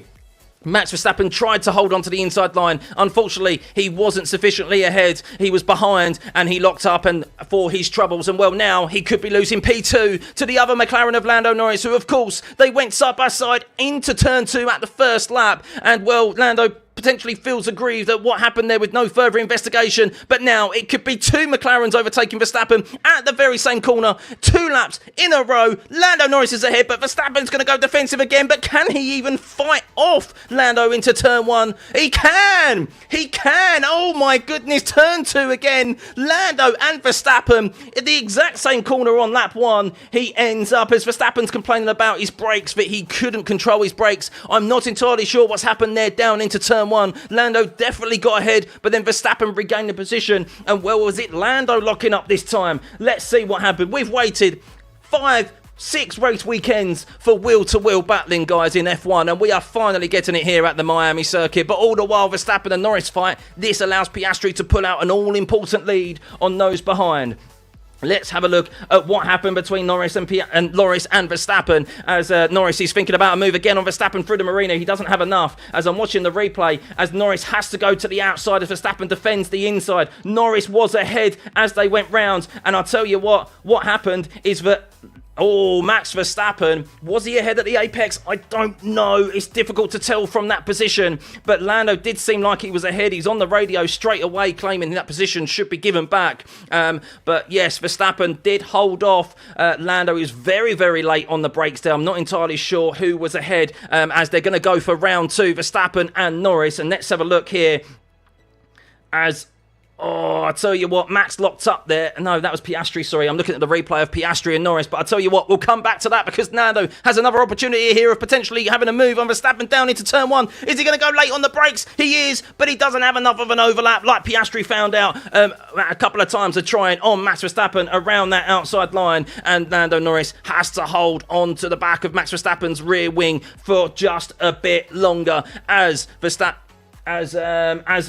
says he was not ahead. He was not ahead at the apex in relation to Lando Norris, and this is the problem about these rules. It's all about he was not ahead, she was not ahead. Who knows, these racing rules. But at the moment, we have drama out on circuit, and Lando somehow needs to find an overlap like Oscar Piastri did on Max Verstappen to ensure he's ahead at the corner so that the stewards will deem him possible there for an overtake. As Norris maybe goes for a move here down into turn 11. No, very, very close though under braking. But at the moment, all the while, these two drivers are fighting, and Max is driving more so in his mirrors than he is looking forward. Oscar Piastri is able to pull out a 4.6 second gap. There's still no rain. There's still no rain arriving just yet, and I'll tell you what, this move could be done here potentially. Lando looks like he's closer than he has been for a while potentially down into turn 17. Let's have a look here. DRS open, 4 temps. It's going to be 3 temps, no doubt, as they head into the braking zone of turn 17. It's 2.5 temps, sorry. It's even less than that. But Lando is thinking about, no doubt, that run out of turn 17 to turn 1 again to go for round 3 as Oscar Piastri sets the fastest lap of the race of 31.6 as he is in complete control of this race right now. And the last thing he'll want is rain. But Lando is going for another attempt on Max Verstappen down into turn 1, and he doesn't have the overlap into turn 1. And, well, we saw Lando get stuck behind Max Verstappen numerous times last season, didn't we? He got bested at Circuit of the Americas. He got bested by Lewis Hamilton for a few laps in Saudi Arabia as well. And, well, at the moment, he is finding himself unstuck behind Verstappen. And all the while, his championship contender, Oscar Piastri, the man he's trying to chase down, is extending his lead to 5.6 seconds. Max and Norris, while they are fighting 2 seconds a lap at the moment, Oscar Piastri is quicker than that of Verstappen and Norris, or 1.7 seconds, nearly 2 seconds at the moment. Unbelievable scenes here, guys. Unbelievable scenes. I hope you guys enjoy this. Lando Norris has got ahead of Verstappen. They're side by side into turn 12. And while I took my eyes off for a brief second off the track map, Lando Norris at the unexpected turn 11, not a corner I expected Lando to make a move on Verstappen, has got past him, but Verstappen's coming back at him down into turn 16, and well, it's all about the traction now. How quick is that Red Bull in a straight line with DRS open? Will Lando have learnt from following Verstappen for those multiple laps that the inside holds the power, because Verstappen is going to come back at him, and you know if you give him an inch he'll take a mile, as Verstappen does send it on Norris down into turn 17, and I think Lando has lost the position back from Verstappen there into turn 17. He's been caught napping after fighting so hard, but it's not over yet, because Norris comes back at him down into turn 1, and will he be able to have another opportunity here? No, he's not. Lando, you silly boy, what are you doing? You do not learn. You do not learn. The inside line has the power. Why do you not utilise it? Unbelievable. Lando Norris got past him, and well, he has just conceded that position straight back to Max Verstappen. But what this is brilliant racing right now, and what is brilliant to see, but Verstappen is now 8.7 seconds back from Oscar Piastri. As I'm watching this replay of Max Verstappen on Lando just left the door as wide open as possible. He did not expect Max Verstappen to be that late on the brakes, and I tell you what, that is pure naivety from Lando. But he's going for a move again on T11. Oh my goodness, Lando has got back past Verstappen. They're side by side through the marina. Max Verstappen and Lando Norris side by side through the marina. A section where we don't think it's possible to go side by side, as Lando comes out ahead of Max Verstappen. But it's going to be rinse and repeat potentially. Will Lando have learnt his lesson? Will he defend the inside? Or is he going to leave that door wide open again for Max Verstappen as it currently stands, as Norris heads down into turn 17? But will Verstappen go late on the brakes? No doubt he will. He is, but he's too far back to make a move into turn 17, but it's still not done there yet. No doubt DRS will be activated as he's 6 tenths back from Lando Norris down into turn 1. Will he have confidence in those brakes? Well, he'll have confidence in himself, that's for sure. Max Verstappen as they head into turn 1, and Max goes late on the brakes, but he's not close enough, and finally, Lando Norris gets past Max Verstappen. Oh my goodness, unbelievable. What racing this is. This is what we've been waiting for. My expectations were low here this weekend at the Miami Grand Prix, and how I have been pleasantly surprised. But what this has done is that it has brought Antonelli into the fight of Max Verstappen, because yes, in the chat, Max's tyres are done. He has most definitely hurt his tyres in that battle with Oscar Piastri and Lando Norris. He had a couple of lockups as well, which would not have helped him. And I'll tell you what Max will be looking for now. He'll be asking for the Red Bull engineers to get out in the pit lane and do their rain dance, because that is what he will need right now as Max Verstappen. Yes, I mean, tell you what, it's great racing right now. We've waited a long time for this season for battles at the front to occur, and I tell you what, we have finally seen it. So watching the replay of Lando Norris on Max Verstappen, and I tell you what, fair play to Lando Norris. Although he might have overtaken off the circuit. Oh no. Oh, Lando went off the circuit while overtaking. He left the track and gained an advantage. Oh, no. Oh, hang on. That's why. Sorry. So, rewind, ladies and gentlemen. The first time Lando Norris overtook Max Verstappen into turn 11, he left the circuit and he overtook Max Verstappen on the inside. He learnt his lesson that the inside line has the power, but he left the track and gained an advantage, hence why he gave the position back to Max down into turn 17. So I take it back that he did not. So that's why it's being investigated, but I don't think that will be investigated as an overall, as Bortoleto is the first driver to pit here. Then what happened is that Lando didn't get caught napping. He gave that position back to Max Verstappen. He then came back at him and overtook him at turn 11 the next time around, but kept it within track limits. So Lando Norris did learn. I take back my comments that Lando Norris did indeed learn. He didn't get caught napping, and he was re-given the position back because he left the track and gained an advantage. So he didn't want to gain a penalty there, which I think the stewards will deem he gave the position back at the next suitable place to do so. So there we go. So no tyre info is really annoying. Yes, apologies guys. F1 data, there's not much that I can do about that at the moment. It is a case across the board, across all other watch-alongs and streams as well. No further investigation for Carlos Sainz leaving the track and gaining an advantage at turn 15, and no doubt that will be the case for Lando as well. We did say, McLaren said that there was rain predicted, but it hasn't occurred just yet. We are now 7 laps over that prediction of lap 14, and it is still a dry race. And well, at this moment in time, it is Piastri leading from Lando Norris 21 laps into this race.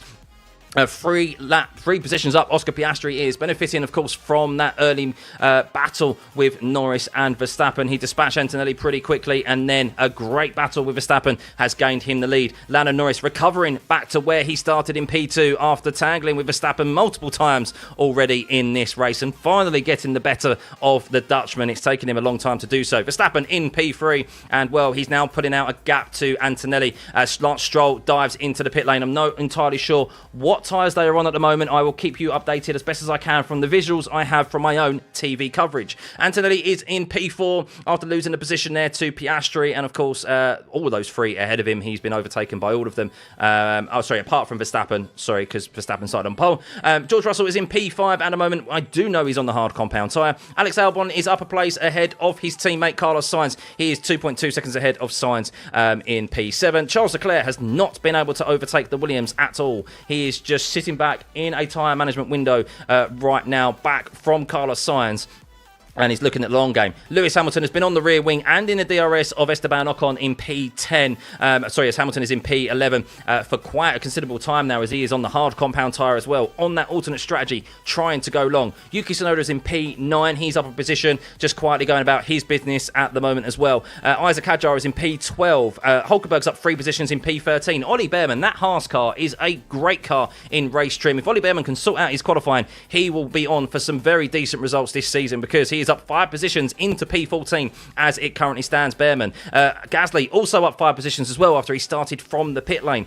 Alonso up 1 place into P16, and then we've seen pit stops from Bortoleto and from Lance Stroll, and Liam Lawson is at the back as Hamilton is looking for a move on Ocon down into turn 1, and he just doesn't have that overspeed that is required to overtake Esteban Ocon, as Lando Norris trying to make a charge on his teammate Oscar Piastri. A 31.55 fastest lap last time around. That gap 9 seconds to Oscar Piastri. He was losing 1.5 to 2 seconds per lap in that battle with Max Verstappen. That's how much those drivers both lost to Oscar Piastri. And well, I'll tell you now, Max Verstappen is falling off big time to the McLarens. 32.6 last time around for him, whereas Norris did a 31.5 and Piastri did a 31.8. He's almost a second slower, or he is over a second slower than Lando, and he's just under a second slower than that of the McLaren of Oscar Piastri. Those McLarens, as we have mentioned previous times, are the quickest drivers in clean air. As Lewis Hamilton's making a move on Esteban Ocon finally, and Lewis Hamilton, can he get ahead of Esteban Ocon? No, he can't, I don't think, as they're side by side through the marina, and Ocon holds on to the position from Lewis Hamilton in a Ferrari. Unbelievable scenes here. Esteban Ocon is on the medium compound tyre. Lewis Hamilton is on the hard compound tyre. So maybe this is where we're starting to see the changeover of these laps, or the pit windows start to open. We have already seen Bortoletto make a pit stop, as well as Lance Stroll. Apologies for the lack of tyre data here at the moment, as Hamilton does get past Esteban Ocon and makes the move down into turn 17. And I suspect with that extra grip that he has in those hards that are longer lasting, he will be able to hold on to that position from Esteban Ocon, as Piastri responds to Lando Norris's to his another fastest lap there last time around with a purple first sector. Isaac Hadjar's in the pits now as well, and we can see that Carlos Sainz is starting to fall off quite considerably, as Charles Leclerc is closing up on his former teammate as it currently stands. Damn, Oscar is slaying it. He is. But Lando is trying to close that gap. What Lando will need is the benefit of another safety car, you do presume, or some wet weather conditions. At the moment, no rain as it currently stands, and I'm keeping an eye out on the track, track radio, and there is nothing to indicate that rain is on the way. It is dry out there. It is overcast, but it is still dry, and the track temperature is still lingering around the 38 degree mark as it currently stands, as Lewis Hamilton holds on to Esteban Ocon. You can see there Lando Norris is gaining ever so slightly on Piastri. 8.7 seconds is the gap now to Lando Norris. Max Verstappen falling back even further. He was over a second slower than Oscar Piastri last time around, and well, with Lando Norris, it's similar to Lando as well. Max Verstappen is around a second slower per lap right now. He fought valiantly, but his tyres are starting to dissipate underneath him in that Red Bull car at the moment. Max Verstappen, he's actually starting to be closed down upon by Kimi Antonelli, a 32.4 last time around, a 2/10 gain by both Mercedes drivers on that of Max Verstappen in that Red Bull.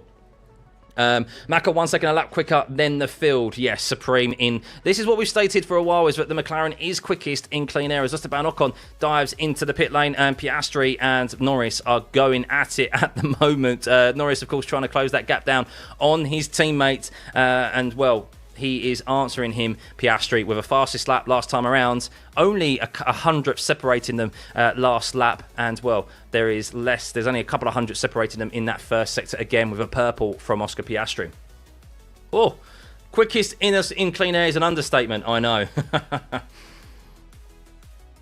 Oh, guys, what a start to this race has been. We've still got a very long way to go, not even halfway through yet. There is still rain predicted, and I hope you guys are enjoying the stream as well. If you are, please hit that like and subscribe button.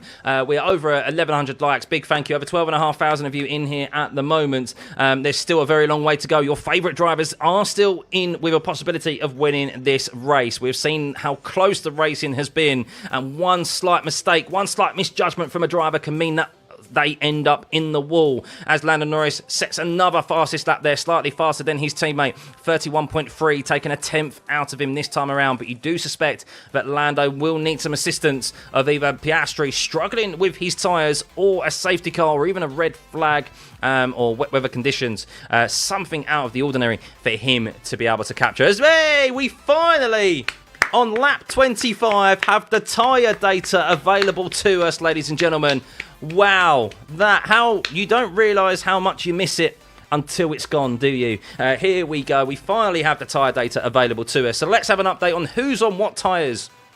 And who has made pit stops? Oscar Piastri is leading from 8.5 seconds ahead of Lando Norris, and they are trading fastest laps at this moment in time. They have a 8-second lead. Lando Norris has, 8-second lead over Max Verstappen in P3, who is bleeding time at the moment to those McLarens. They are over a second quicker than that of the next fastest car on track, which is actually Max Verstappen or the McLarens who are in P4 and P5, who we'll get to.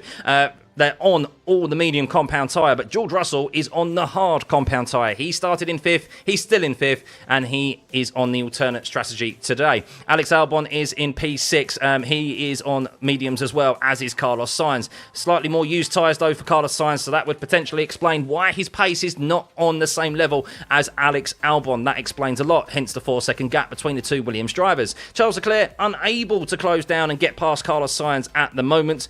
He is on 6-lap younger tyres, as Antonelli is the first driver out of those in the top 10 to pull the trigger and make a pit stop. This is intriguing. Let's see what Kimi Antonelli goes on to. There is still no rain in the air at the moment. No doubt this will be onto the hard compound tyre to the end of this race. We'll see where he comes out to. That, of course, will release George Russell into some clean air, as Carlos Sainz also dives into the pit lane as well. So yes, those drivers now, that we are in firmly the pit stop window of this medium compound tyre. 24 laps, or 24 odd laps completed on this tyre, basically at the moment. Possible light drops of rain is what I just heard from McLaren. I just caught on the end of a message there. So there is still rain in the air, but nothing substantial at the moment. It is swirling the Miami GP circuit, Hard Rock Stadium at this moment in time. But let's have a look further down the grid. And I'll tell you what, let's have an update on Max Verstappen again. A 32.5 from him last time around. And now George Russell is in clean air on that hard compound tyre. How quickly, it's intriguing to see how quickly he'll be able to catch Max Verstappen, who is losing time to those McLarens up front. 8.4 seconds to gap now to Piastri and Lando Norris. Further down the grid, Antonelli came out ahead of Nico Hülkenberg, so they found a suitable gap for Antonelli. That's why they pitted him. Otherwise, he would have come out behind Nico Hülkenberg, who Carlos Sainz subsequently has come out behind. Although he is now on fresh, hard compound tyres. It's not updating. So we have tyre information, but we don't have the fact that Antonelli or Carlos Sainz have gone on to new tyres. Oh my goodness. You think it's sorted itself out, the tyre data, ladies and gentlemen, and then unfortunately what it has done is that it doesn't update it for you. That's a real shame. So we're still yet to know what Carlos Sainz and Antonelli tyres are on, but I do presume they're on the hard compound tyre to the end of this race, as it is predicted to be a one-stop, as Sainz goes fastest, purple in the last sector. But you can see there, 3 tenths quicker last time around Lando Norris was on Oscar Piastri, as Max Verstappen is in the pit lane. He is making his way out of the pit lane, and where did he join? He joined out behind Lewis Hamilton, who is on the hard compound tyre. We also saw Alex Albon pit as well, and he's come out behind Antonelli and ahead of his teammate Carlos Sainz, but importantly ahead of Nico Hülkenberg. So a good pit stop there for Alex Albon, and you do think on brand new tyres, Max Verstappen will be able to make quick work of Lewis Hamilton, who is in that Ferrari, who has not really been able to do anything. Neither of the Ferrari drivers have been able to do anything today, to be perfectly honest with you. Charles Leclerc hasn't been able to make any headway on the Williams, which is something that I never thought I'd hear come out of my mouth this season. Ferrari unable to make headway on the Williams. But Lewis Hamilton, oh, thank you very much. Look at that, right on cue as Max Verstappen is about to overtake Lewis Hamilton down into turn 17. No doubt it's going to be quick work, as we are seeing purple sectors across the board at the moment as drivers are making their pit stops and are out on fresh tyres. Unfortunately, the tyre data is not updating itself, so we do not know who is actually made their pit stops, other than me informing you right now, as Verstappen makes quick work of Hamilton there as Yuki Tsunoda dives into the pit lane. Cheers, everyone. Missus, this is the benefit of having a missus who loves F1 and supports what you do. You get a nice drink on stream. You don't get this on Sky Sports, guys. Don't get this from Crofty. Cheers, everyone. Hope you're doing well. Thank you as always. Hit that like and subscribe button. And, if it gets any crazier, that one will be going down very quickly. That is for sure.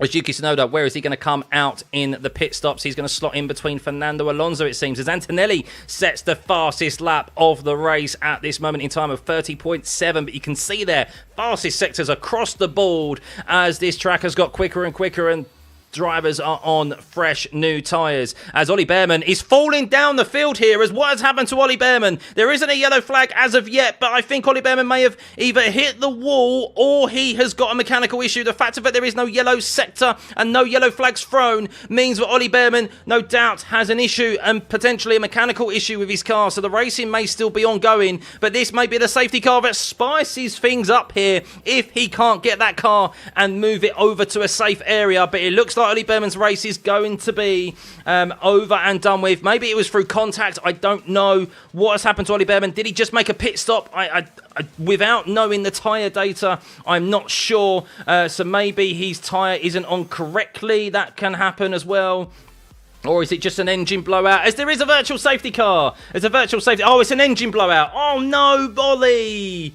Oh, no. Literally, they was following him on the TV coverage and his engine has just gone poof. A big puff of smoke out of the rear exhaust and his car with a heap of flame as well. And Ollie Bearman, his engine has blown up. No! That's such a shame, but that will benefit a few drivers if they're able to pit under this virtual safety car right now. I think Lewis Hamilton is benefiting from this. So Lewis Hamilton is gaining 9 seconds here by pitting under the virtual safety car. That is how he has benefited there, and he's got out ahead of Pierre Gasly and Yuki Tsunoda. He's jumped Yuki Tsunoda, importantly, and is now into the points. And, well, with Nico Hulkenberg still yet to make a pit stop, he is up into P9. Not many positions gained, but that's helped him. And, well, it seems that with the virtual safety car deployed, it means Ollie Bearman has been able to get his car to a safe position. So, yeah. What is the software? It's multi-viewer. So, yes, Ollie Bearman has... I'm just watching the TV coverage now. He has been able to put his car in a safe position, guys, and that is why we only see the VSC as it currently stands. So, yeah, not quite the full safety car to bunch up the field, which no doubt Max Verstappen would have wanted, and Lando Norris as well, as he is, well, 12.6 seconds behind his teammate at the moment as Piastri is now coming into the pit lane. Surely they've got to double stack Lando and Piastri.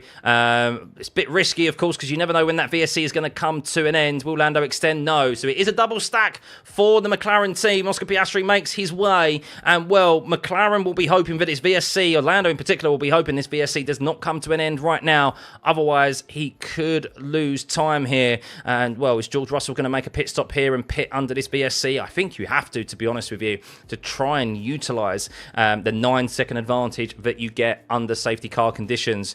So yes, going to be an advantage here for George Russell as well as it was for Lewis Hamilton as well. So Charles Leclerc also pitting. So let's see where Charles Leclerc comes out, shall we? Oh no, the virtual safety car is ending as Ferrari have decided to pit. I mean, you had to do it, but unfortunately George Russell will not fully benefit. He'll benefit some from the virtual safety car, but Charles Leclerc I don't think has benefited at all. It does sound about the right time for him to pit anyway, as he was on the medium compound tyre.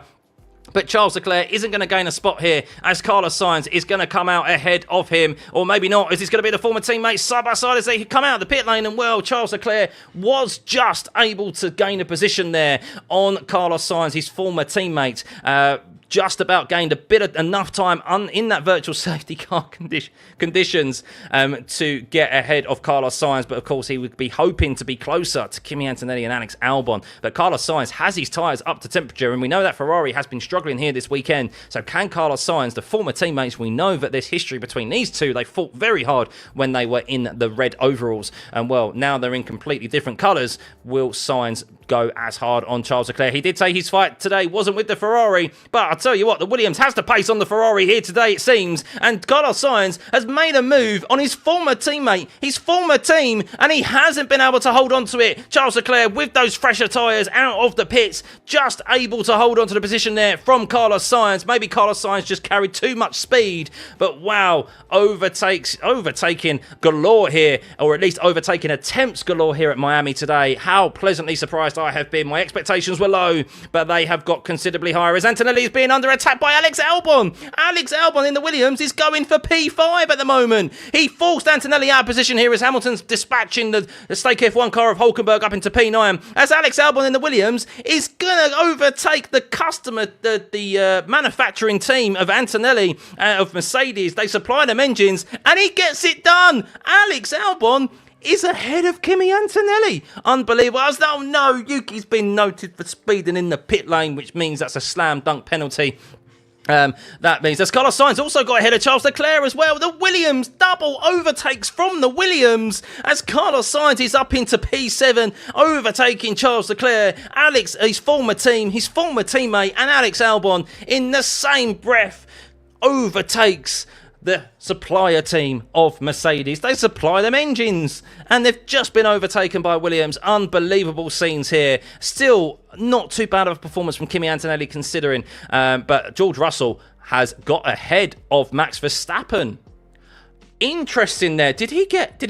Sorry, excuse me guys, I think I've missed that. Did he overtake Max Verstappen or did he get ahead of him out of the pit lane? That is an unbelievable pit stop, if so, from George Russell and Mercedes, but they got ahead of Max Verstappen in the pit lane. That is unbelievable there. George Russell, wow, VSC, George Russell getting the benefit of the VSC there, just enough to get ahead of Max Verstappen, and he will not be happy as there's an unfortunate 5-second time penalty for Yuki Tsunoda. It's always a slam dunk, unfortunately, and that has been applied very quickly, so Yuki will have a 5-second time penalty at the end of this race applied to him, or if there isn't any more pit stops. But guys, I hope you are enjoying this race thus far, the Miami GP. We have 26 laps remaining as it currently stands. And well, Oscar Piastri is your leader from Lando Norris, who has a 7.5 second advantage over. That gap pulled out early on by Oscar Piastri as he was able to clear Max Verstappen, and Lando got stuck behind him a bit longer, and Piastri in that clean air pulled out that gap that we now see. But Lando is slightly quicker than Piastri. However, what Piastri can afford to do is look after his tyres, so much so that he can keep Lando at a safe distance and ensure he at least has enough tyre life advantage if there is an unfortunate safety car, or if Lando does put on the afterburners and try to catch him. So if we do see that gap close down, it doesn't necessarily mean that Piastri is losing time. It could just be that he is managing his tyres. That's what you do as a smart front runner. We'll keep an eye on that gap, of course, but you do suspect that 7.5 second gap is considerable margin for Lando to make up on Oscar Piastri, unless there is a safety car or we do get some rain, which is still a potential. There is still some circling around the Hard Rock Stadium here at the Miami Grand Prix as Bortoletto's pulled off. What has happened to Bortoletto? If he is off here, there is no room. This will be a safety car. What has happened to Bortoletto? Why is this not a yellow just yet? Bortoletto, it was a blue flag for him, unless there's an issue with his transponder, which we have seen from George Russell at the start of this race. The fact of that there is still not a yellow flag from Bortoletto there. Surely there's no safe place, and it's a VSC again. Has he managed to find an area that he can remove his car safely? Unbelievable scenes here. I didn't think there was an area down that back straight that you could safely remove the car, but clearly Bortoletto has found one. And wow, cup of tea time, ladies and gentlemen. Yeah, cup of tea time. Hope you are enjoying the stream. As always, I know I keep asking to hit that subscribe button. We're trying to hit 45,000 subs. Over 42k now. Thank you. But it is a VSC. I'm waiting to see what's exactly happened to Bortoletto. The TV coverage is a little bit behind. He claimed about his PU earlier. Well, that will be the second power unit we have seen blow up here at the Miami circuit, which is very interesting. We don't really see power unit failures anymore, do we? I mean, how often do we ever see power unit failures? Mechanical issues are very rare in the modern day of F1. And the virtual safety car has been called. No doubt we're just about to see the replay of Bortoletto. What has happened to Bortoletto? I can't see it. Come on, TV coverage. I want to see the TV direction. I'm so glad I don't watch it. And wow, I tell you what, he has found a very suitable place to move that stake F1 car. So this VSC won't last long, guys. It won't last long. His car is well out of the way.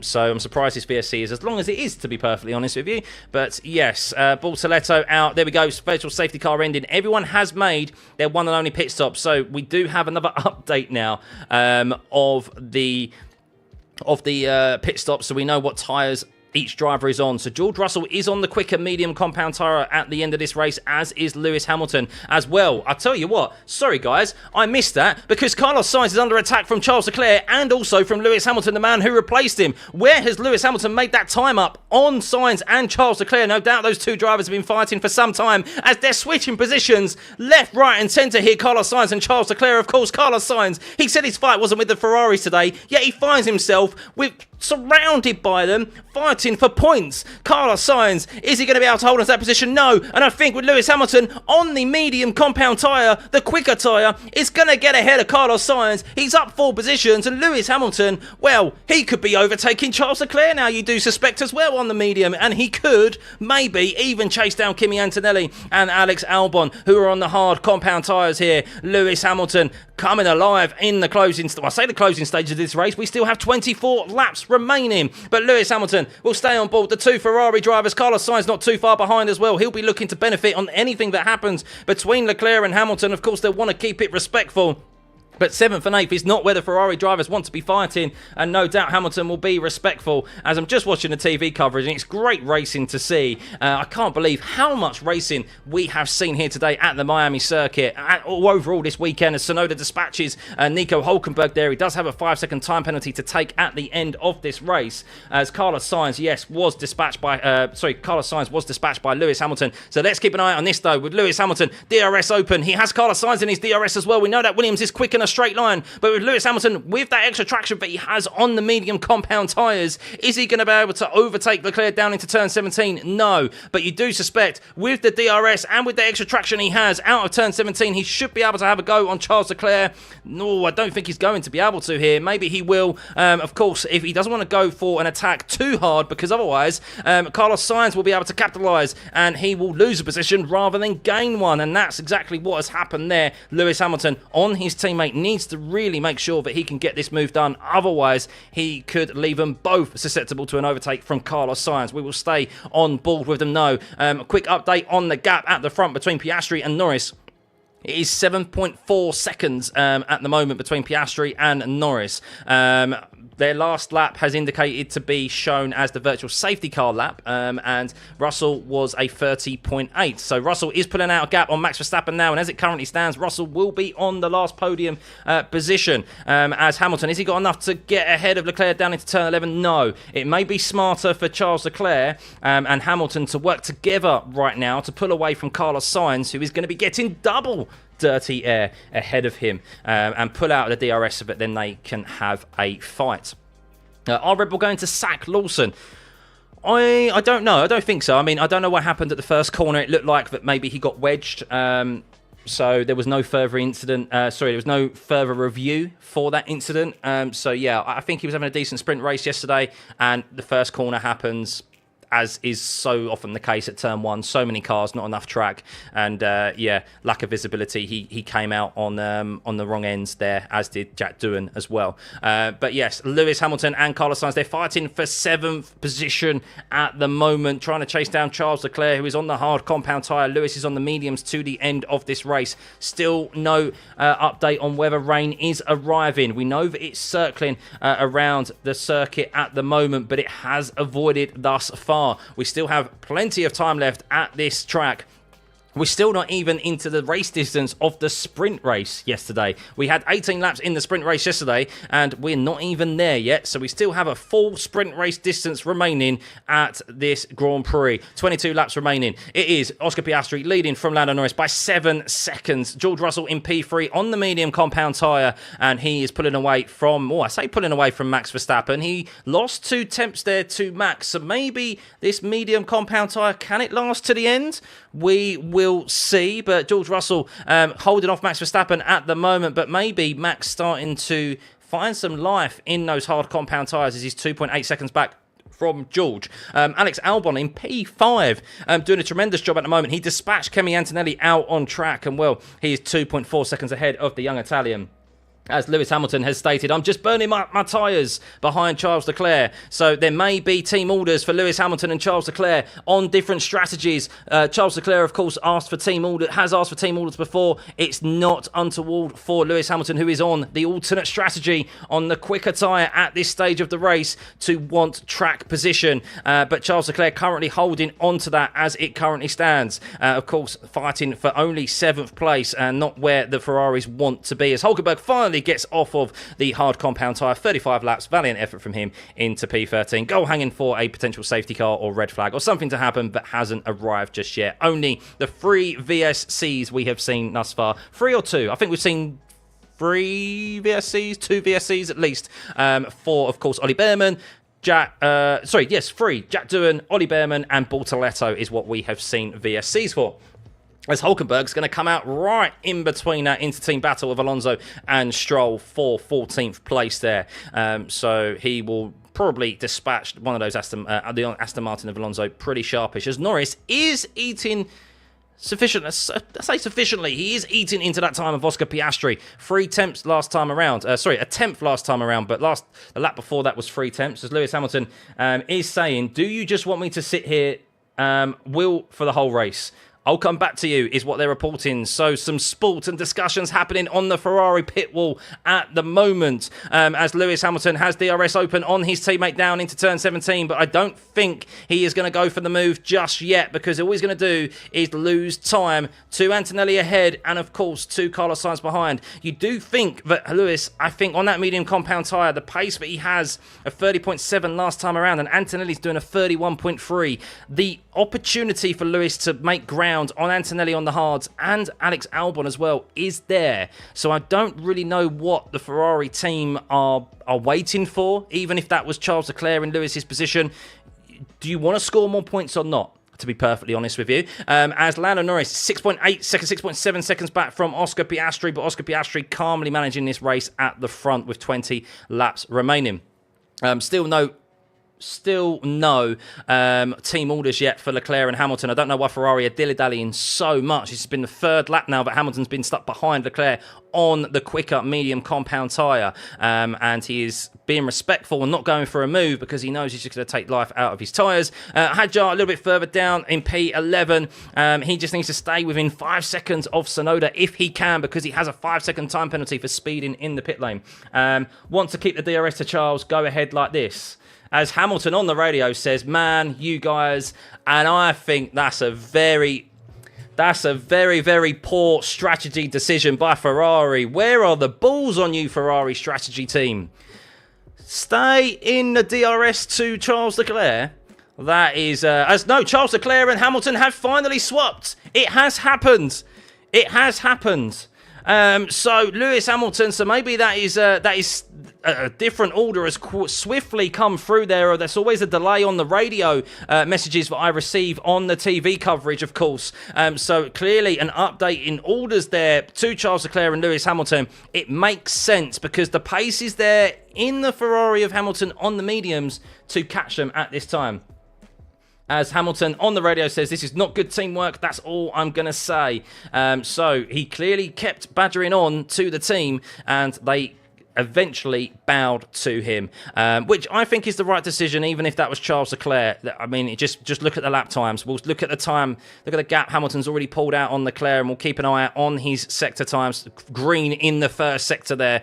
He's got 5.3 seconds to Antonelli, and well, he was even stuck behind Leclerc, was quicker than Antonelli and Albon. So we will see how that happens. Ferrari stretch is diabolical. Let Hamilton through. So yeah, look, it's got nothing to... If any driver would be doing the same, Max Verstappen would be doing the same, Norris, Piastri, they'd all be doing the same. It's just the data doesn't lie. At the end of the day, the lap times don't lie. So yeah, keep an eye on the interval time, and we'll see if Antonelli will have any response to Hamilton by the time he catches him. You can see the gap to Leclerc is already pulled out to 1.4 seconds. Of course, Leclerc is now in the dirty air, so there is that factor as well.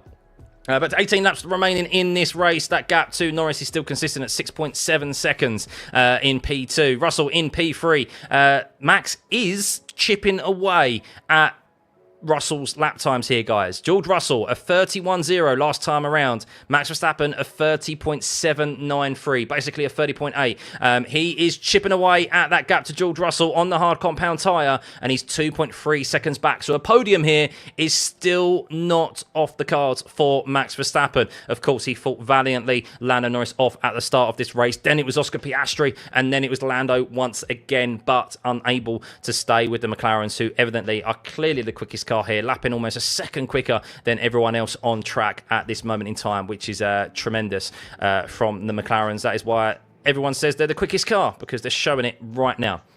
An actual safety car would have made things so much more fun. There's still the potential of a safety car. We have seen thus far 2 Ferrari engines. Yes, 2 Ferrari engines. Haas use Ferrari engines, as do Stake F1, blow up. Could we see a third? Could we see a third? They do say things come in threes? Bad things come in threes, is that right?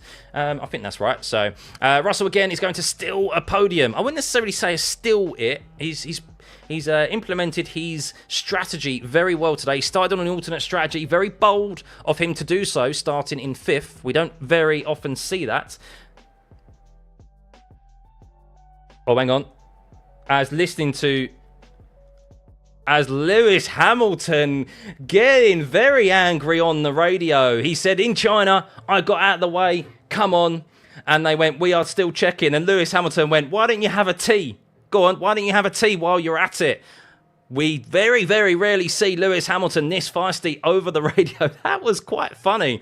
Why don't you go and have a tea while you're at it, when he was told we are checking for the umpteenth time. And finally, that is what got Charles Leclerc to move out of the way. That gap as well, 4.8 seconds to Kimi Antonelli as it currently stands. Tea with milk, got to be tea with milk, isn't it? So, yes, speaking of drink, let's have a swig of the rosé to keep the vocal cords going. I hope you guys are enjoying this stream. Over 14,500 of you here right now. Big thank you. Consistent numbers as always. If you can hit that like button, as Gasly noted for a yellow flag infringement. That's very intriguing. So I wonder what he did there. No doubt probably didn't slow down, or he overtook potentially. That has been noted for Sainz as well. An incident, yellow flag infringement. Where did that occur? As Charles is now reporting, I need Lewis to go faster. I've got dirty air now. So games being played on the radio between the Ferrari drivers. And, well, Lewis is going faster. He is 2 tenths quicker, 3 tenths quicker than Kimi Antonelli last time around with a 31.0. That gap now down to 4.6 seconds, where Antonelli did a 31.2. We'll keep an eye up to date now on as they cross the start-finish line. A 31.7 for Kimi Antonelli. And for Lewis Hamilton, it was a 31.2. So he's just taken half a second there out of the young Italian, the driver who replaced him at Mercedes on that last lap alone. So Lewis Hamilton is going to catch Kimi Antonelli sooner rather than later. And I'll tell you who's going to be caught sooner rather than later as well. That is George Russell, because Max Verstappen has that gap down to 1.8 seconds. 4 tenths quicker last time around, a 30.4 to George Russell's 30.8. But has George Russell been saving his tyres for this very moment? George Russell and Max Verstappen. We haven't really seen these two drivers come together and go wheel to wheel since what happened in Qatar, of course, that tasty moment off track in the steward's room. And, well, we are about to see them go wheel to wheel here as Max Verstappen is on a charge at the end of this race, trying to nab an all-important podium to maintain his touching distance of what will be the championship leader, who will be extending his lead, Oscar Piastri, unless something dramatic happens in the last 15 laps of this Miami Grand Prix. Because George Russell, I think he might have been just managing his medium compound tyres in the potential of knowing that there could be a late safety car, that Verstappen could catch him, and, well, we'll see Russell defend against Max, and I am all here for it, guys. Every driver relies on team orders in that situation. Of course they do. Every driver does. Every driver. When you're on the alternate strategy, that's the whole reason why you're on the alternate strategy, so that you can be quicker at the end of the race. If it turns out that, look, I mean, Lewis has benefited from the virtual safety car, which is why he has found himself ahead of Leclerc, but that is the rub of the green. Sometimes you get it, sometimes you don't. But that is where the position he found himself in, and it makes sense to have your driver who's on the quicker tyre at the time to be ahead to try and maximise the points for the team, which Lewis potentially can still do. He's 3.8 seconds. He's under 4 seconds back from Kimi Antonelli now. So, of course, catching is one thing, overtaking is another, but he has the best opportunity out of those two drivers at the moment to catch and gain an extra point here.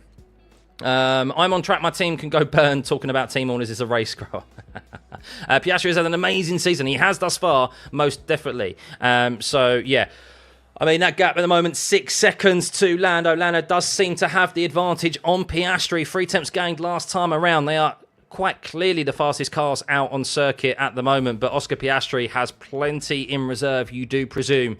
If he doesn't, then it's a very, very big mistake for Oscar Piastri to not look after his tyres out up front. But yeah, he no doubt will probably get caught by Lando towards the end, maybe. Not too much, but sufficiently, but he will have more than enough tyres left in his reserve, especially if there is a late safety car as well. You want to make sure that you have enough grip left in those tyres to potentially restart a race and not be a sitting duck. Stroll can do the funniest thing right now. Well, I say don't do it, Stroll. I mean, he could do potentially, because the gaps out there are quite wide at the moment, aren't they? Charles Leclerc is staying with Lewis Hamilton. And, well, Lewis Hamilton did lose a bit of time last time around he only gained a 10th on Kimi Antonelli there last time around, but there aren't very many who are close out on circuit at the moment. Isaac Hadjar and Esteban Ocon are the two closest out on circuit as it currently stands, but they are fighting for 11th place. And, well, with a 5-second time penalty, Isaac Hadjar, Yuki Tsunoda is currently going to maintain that 10th place because at the moment, it is flirting around the 5-second mark between Hadjar and Tsunoda. So Tsunoda will still score a point here today. But really, where the gap we should be keeping an eye on is Russell and Verstappen. 1.6 seconds, 1.5 seconds that gap is now to Russell and Verstappen. Last time around, Verstappen took 2 tenths out of the Mercedes driver, and it is closing. Max Verstappen very nearly within touching distance, the DRS of the Mercedes. And, well, Max Verstappen, who has been in the wars today with wheel-to-wheel fighting, he wants one more. Of course he does. Did George throw something out of his car? No.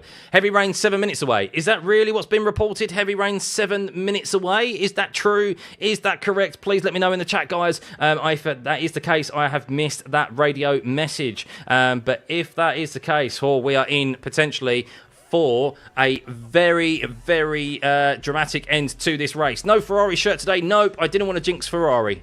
I mean, I couldn't possibly jinx them anymore, but yes.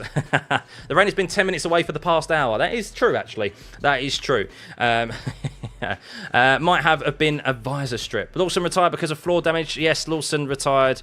Yeah, I completely missed that. I'm not going to be honest with you. He's been at the back, tootling at the back since lap 1 because of that lap 1 turn 1 incident. As Charles Leclerc is on the radio once again, the separation between my legs is to the right. I'm getting stuck with it. Incident between Gasly will be investigated after the race, and not. So he's talking about the knee pads, Charles Leclerc at the moment, between on his legs. So, yeah, not happy, Charles Leclerc, with his knee pads at the moment. But it doesn't seem to really be affecting his driving, as he is staying pretty close to his teammate, who is trying to close that gap on Antonelli, who actually, he lost a bit of time to Antonelli there. So we have been told that drivers are feeling dirty air from as far back as 4 seconds from the driver ahead. And, well, Lewis Hamilton is within that 4-second range right now. So is that where he's starting to feel the dirty air? Potentially, as Lance Stroll has the blue flag waved for him, as Lando Norris is 4.8 seconds back from Piastri now. So Norris is going on a charge here with 12 laps remaining. He was half a second quicker than Piastri last time around, but as I just mentioned, with dirty air being felt from as far as 4 seconds back, I think Piastri was also feeling the same from Lance Stroll. He reported the same in Saudi, if you remember. He lost quite a considerable amount of time to Stroll, even back in Saudi Arabia. So that's potentially where that loss of time has come from. We'll see if Lando is able to deal with Stroll and deal with that dirty air a lot better than his teammate. But yes, the medium compound tyres are going to the end of this race, guys. 4 seconds is disgusting. I agree, Lily. Yes, 4 seconds bit of dirty air being felt is yeah, terrible, isn't it? It's absolutely terrible. Yeah, but guys, if you've been enjoying this stream, over 42,000 subs now, by the way. Big thank you. If you could we get to 43,000? Surely out of the 14,000 of you in here, surely not everyone is subscribed. Surely not everyone is subscribed. It's a big big token of your appreciation, sorry, as is the like button as well. So thank you for tuning back into these watch-alongs. Of course, we have a break next week, and then we start another triple header where we head to Imola, then Monaco, and then Barcelona. So yes, lots of F1 coming your way, and I feel like we might need a bit of a breather after this weekend, because what a weekend it has been. That sprint race yesterday, and well, the race now, it has fizzled out a little bit now, but there is still potential with 11 laps remaining, or 10 laps remaining after this lap has been completed. Something could still happen here. Thank you, Spanners, much appreciated. This is when Ron Didis would get on the radio and pour water on this flame. You're only cool if you like and subscribe. No, you guys are cool anyway. You guys are cool for tuning into this watch along, so big thank you. But yes, I won't lie, this race at the moment, there's not too much of it. It's happening. Ah, crazy. Thank you for the gifted 5 subs. Much appreciated. Thank you to everyone who has just received a gifted from Crazy Dude. Thank you, buddy. Once again, you did the same yesterday, and thank you for your kindness again today. Much appreciated. Give everyone a W for Crazy Dude in the chat. Big thank you, guys. And yeah, Lewis Hamilton, let's have an update, shall we, on this field. With 10 laps remaining, Oscar Piastri is leading 4.4 seconds ahead of Lando Norris. Lando Norris has done very well to halve that gap that he found himself behind Piastri after finally dispatching Max Verstappen. George Russell is in P3. And, well, that gap is now being maintained at 1.8 seconds. So Max Verstappen has just got really into that dirty air of George Russell. And maybe, as I predicted, George Russell just looking after those medium compound tyres in the prediction that Max will catch him, or maybe of a late safety car, is just covering him off at the moment. Still a way to go at this Miami circuit. Verstappen in P4, as we mentioned. Alex Albon in P5. He is comfortably ahead of Kimi Antonelli, who is 4.8, nearly 5 seconds back from the Williams driver. What a great result this is going to be for Alex Albon again. Kimi Antonelli in P6, down 3 positions today, but still will be a decent result for him. Much better than yesterday in the sprint race, that's for sure. And, well, he is being chased down by Lewis Hamilton, who is nearly 3 seconds further back on the medium compound tyre. The team orders have meant that Hamilton and Leclerc have switched positions because of alternate strategies, and Leclerc is in the DRS of Hamilton, who is pulling away from Carlos Sainz. Leclerc in 8th, Sainz in 9th. Yuki Tsunoda, who has a 5-second time penalty, is in P11. Sorry, P10. Looks like he's got that last position covered off with a 6-second gap to Isaac Hadjar in P11. Esteban Ocon is down 3 places in P12. Gasly, who started from the pit lane, is up 7 places into P13. Hulkenberg is up 2 places in 14th. Alonso 15th. Stroll 16th. And the 2 Aston Martins are the only drivers to have been lapped. And they are the last of the runners as well, because we have lost Liam Lawson here today, Bortoletto, Behrman, and Jack Doohan. 2 engine failures as well, which is very rare in F1 these days. Bortoletto and Ollie Behrman. So will there be a late drama here at this Miami circuit? We had drama very early on, and, well, it's a shame we haven't seen more since then. But we got plenty of wheel-to-wheel racing, which we have been devoid of at the start of this season. At this point, no Yuki's 5 seconds doesn't matter. No, it doesn't. So, Ferrari literally killed Hamilton's tyres. They haven't helped, for sure. They haven't helped, no. I can't remember how many laps he spent behind Charles Leclerc. It was definitely 3, maybe 4. And that would not have helped. So, Max is fed up with the car again. Yeah, well, he's going to be. We have seen the weakness, really, of that Red Bull today. We've seen it struggle in these temperatures, struggle to maintain those tyre life, maintain the tyre life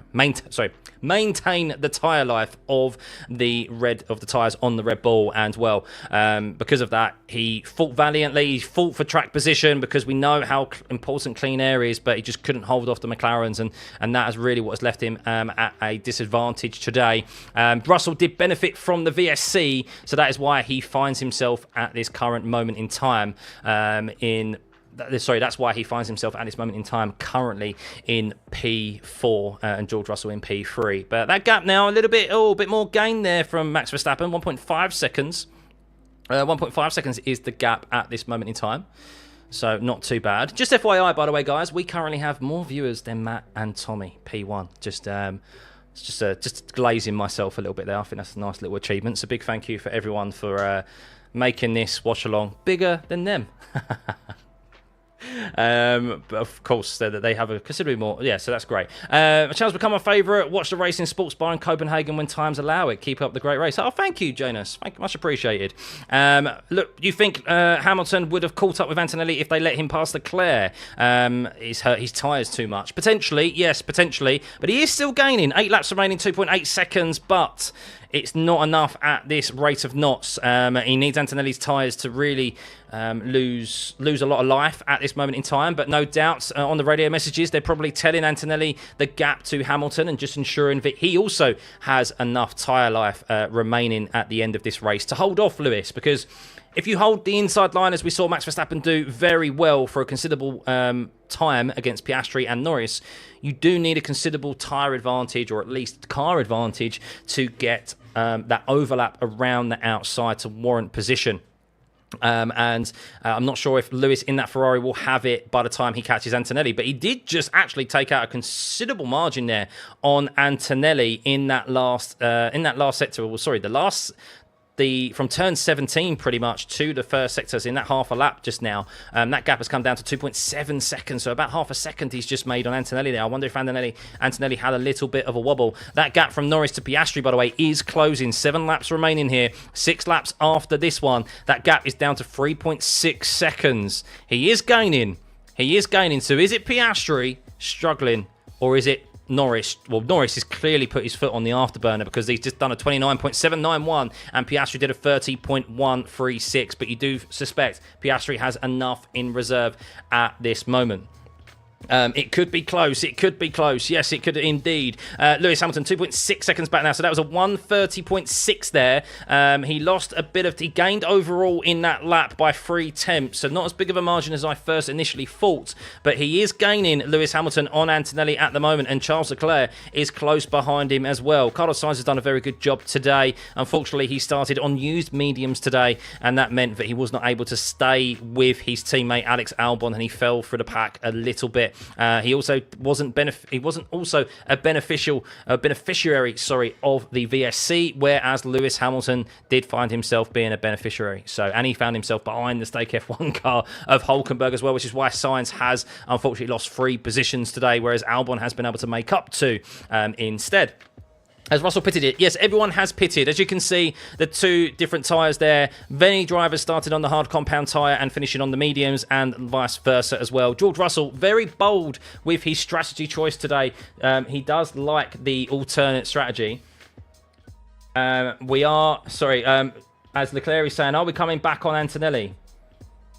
I have no idea. I am now overheating, as he's been told.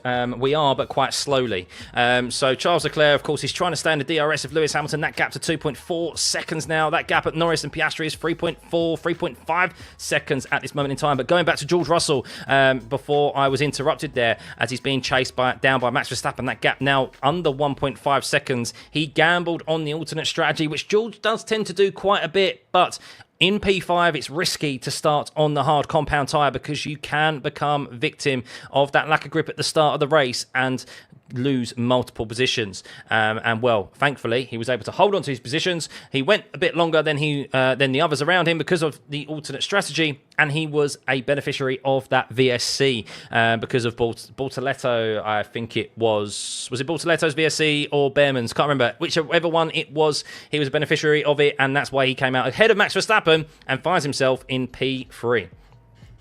Today is not a good day to be a Ferrari or an RB fan. No, not particularly. But very, very, very pleasantly, as Leclerc and Hamilton have swapped positions there. Or are they genuinely fighting? Is that a swap of positions, or has Hamilton been overtaken by Charles Leclerc there? We will see. I think that's Hamilton giving way to Charles Leclerc. Seems a bit pointless, to be honest with you, unless they think Charles can get ahead. But why would you not? They were gaining. So unless Charles Leclerc is able to sufficiently gain on Antonelli here in the closing stages of this race with 5 laps remaining, I'm not entirely sure what that move was for. But we'll see. We will see. I will eat my words, of course, if Charles Leclerc is able to pull away from Hamilton.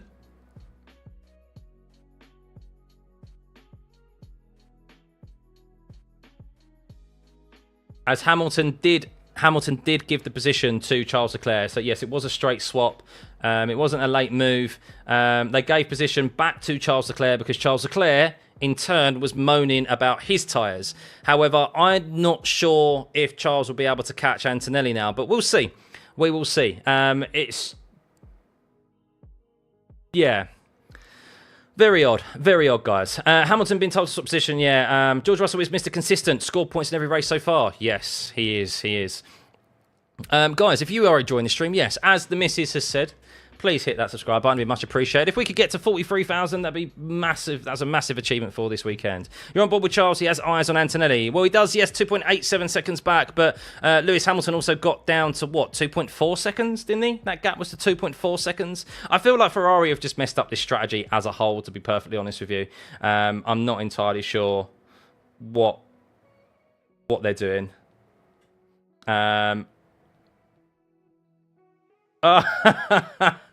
Lewis Hamilton was told Sainz is 1.4 seconds behind, and Hamilton went, do you want me to let him past as well?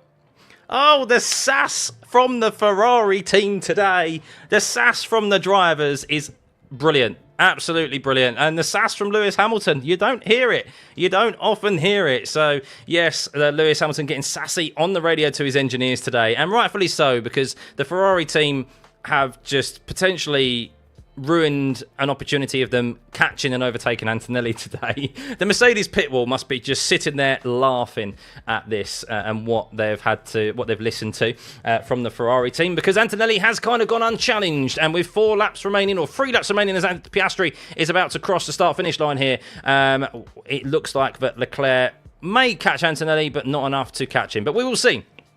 As Hamilton is falling outside of the DRS of Charles Leclerc in that dirty air right now, but he was catching Antonelli when he was in clean air, so not entirely sure for that late move, but I'll eat my words if Leclerc does catch and pass him. But 3 laps remaining, Oscar Piastri is leading. 3.8 seconds is the gap to Lando Norris now, and barring him getting caught up by Hulkenberg or a big wobble from him, Piastri is going to win this race and extend his championship lead. Of course, stay around after the race ends, guys, so that we can check the championship standings and what has changed. Of course, Norris did gain on Piastri by 1 sole point yesterday by winning the sprint race, but of course there is a 12-point difference from first to second place here, so Piastri, if my calculations are correct, will have a further 11-point advantage after today. What that totals to, I can't remember. I think that might be 20-point lead from Piastri after this race ends. If he does lead, if he does cross the start-finish line in first at the end of this race, only 2 more laps remaining after this. We're about to head into the penultimate lap.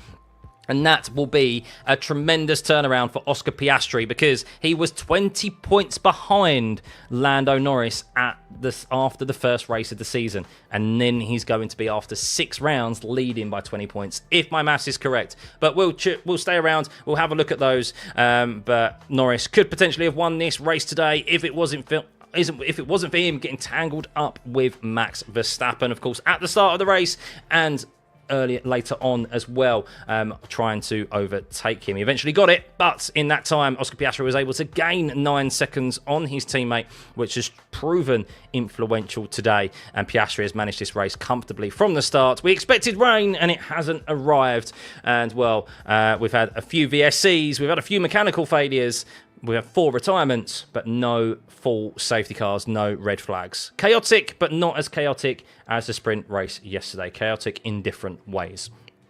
Who has the fastest lap? I think Norris has the fastest lap at this moment in time, potentially, or maybe George Russell has on those medium compound tyres. Actually, I think maybe Lewis Hamilton has the fastest lap. Doesn't really matter, though, because fastest lap doesn't mean anything anymore due to the fact of there being... due to the fact that there's no point for fastest lap anymore. Lewis Hamilton is coming under attack now by Carlos Sainz. DRS is open for Carlos Sainz and Lewis Hamilton. Leclerc is catching Antonelli, but with one more lap remaining after this, I don't think it's going to be enough for Charles Leclerc. So the dilly-dallying of Lewis Hamilton being behind Charles Leclerc when he had the quicker tyre, and then the switching of positions back again with only 5 laps remaining has been an absolute shocker from the Ferrari strategy team. They should have been more concise. But Oscar Piastri is about to start the last lap of the Miami Grand Prix, and it has been very well, as Verstappen has been told just to keep the pace. Why is that, he asked. They just didn't really respond to him. But yes, on the last lap here, Oscar Piastri is leading from Lando Norris. Lando Norris has done very well to close that gap from 9 seconds to just under 4 seconds and more than half that gap, but it is too far in equal machinery for Lando Norris to be able to catch the Australian, who will extend his championship lead. Lando Norris in P2 at the moment. George Russell has been able to fend off Max Verstappen. Max Verstappen, who started on pole position here, and that is going to be, guys, as we said at the start of the race, we've been here 3 times and no one has won this race from the front row. It is about to be a 4th time as Oscar Piastri started in P4. He started on the 2nd row and is about to win the Miami Grand Prix. That is a crazy stat here. You almost don't want to be starting next year on the front row, do you? At the Miami circuit, you want to be starting on the 2nd row or further back.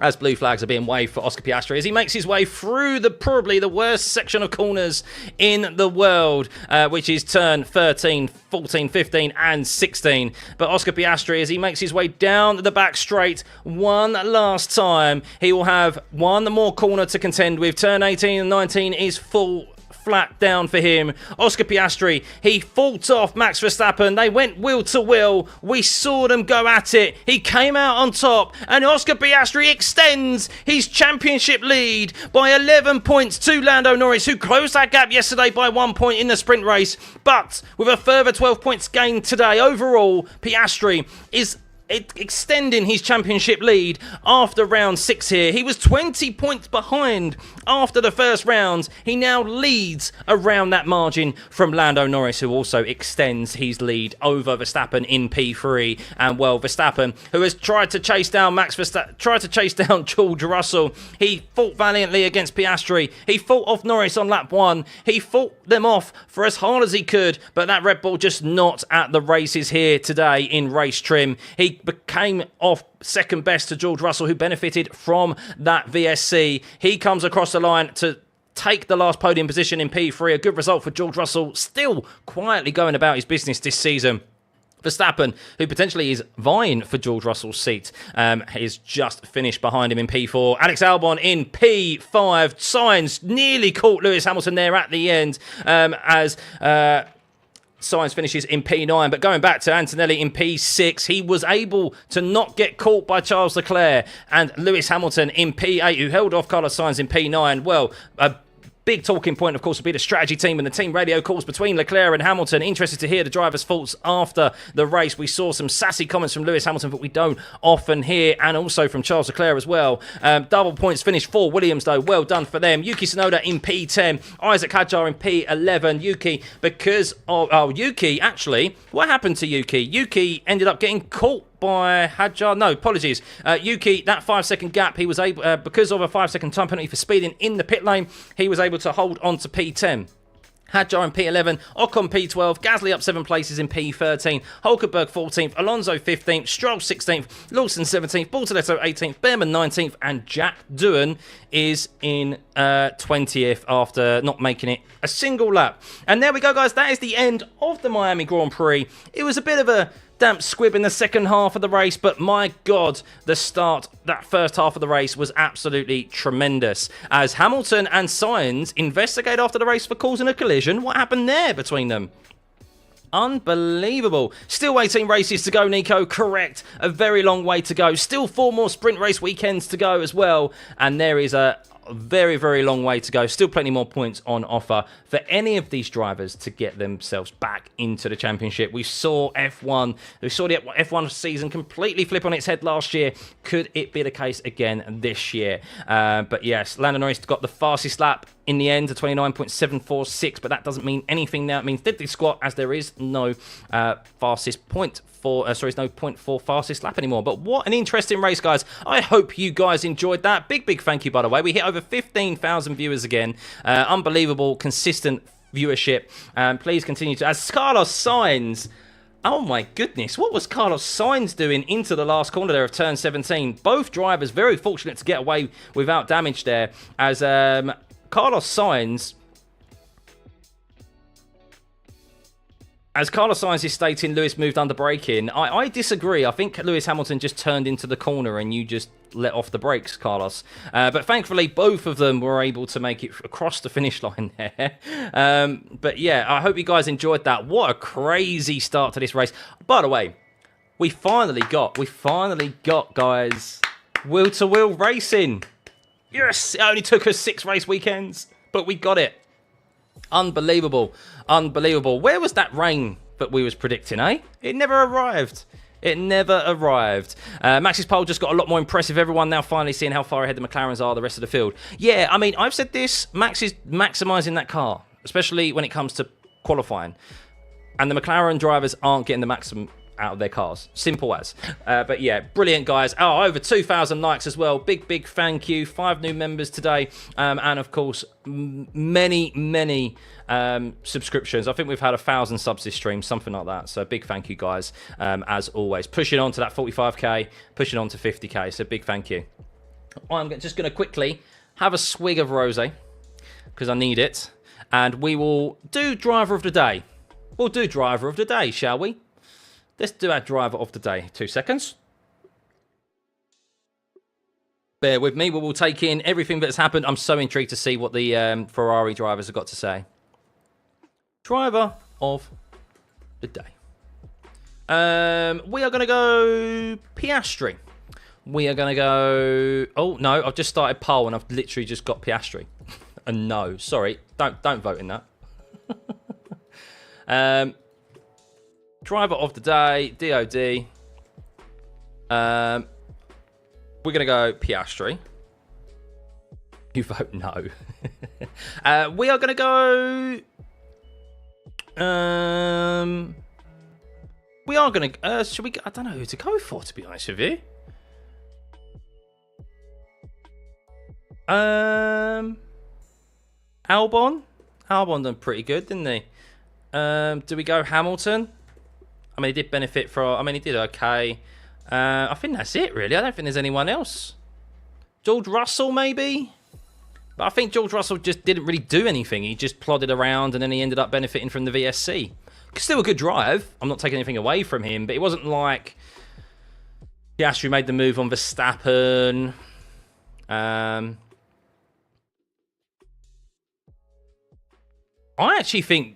do actually think Lando Norris could have been driver of the day as well, actually. I feel like I should have included driver of the day for Lando because, yeah, I think he came back from adversity there. I want to see the as I said, the racing rules have changed again, haven't they? And I don't know. Clearly, they thought Max was ahead at the apex or whatever, or Lando wasn't sufficiently alongside. Looks like Piastri and Lando are kind of maybe discussing that, actually. About those moves at the start, because Piastri also had his moments with Max. But Norris, some could say, I need to look at it back. I said at the time, I think Max was fortunate to get away with a penalty, but look, clearly the racing guidelines indicate that it was Max's corner, so that's what I'm assuming. Then you've got, so he had to make up positions back on Antonelli and Verstappen to get back to P2. I think that was a fair, decent recovery from him, so... Oscar dominated this from fourth. He did, yeah. He got past Antonelli into turn 1, didn't he? No, did turn 1? No, he dispatched Antonelli pretty quickly, didn't he? I think Piastri could be given driver of the day. Yeah. So, Gasly did amazing. Yeah, Gasly did well, but he also gained positions from drivers retiring. Not to take anything away from him, but... So, why did they swap Hamilton and Leclerc so late? I don't know. That is, Lewis was held up behind Charles. I'm going to have a reminder of myself. I want to be correct here. I want to be correct how long Lewis was held up behind Charles Leclerc. So if we go to my own stream, because I can go back and rewind. Let's have a look. We can see that Lewis Hamilton... So Lewis Hamilton's caught Charles and Sainz. He actually got up to the back of Sainz and Leclerc on lap 32 because they were fighting and Hamilton caught up to them. So lap 32, he's still behind Leclerc on lap 37. He's still behind him on lap 38.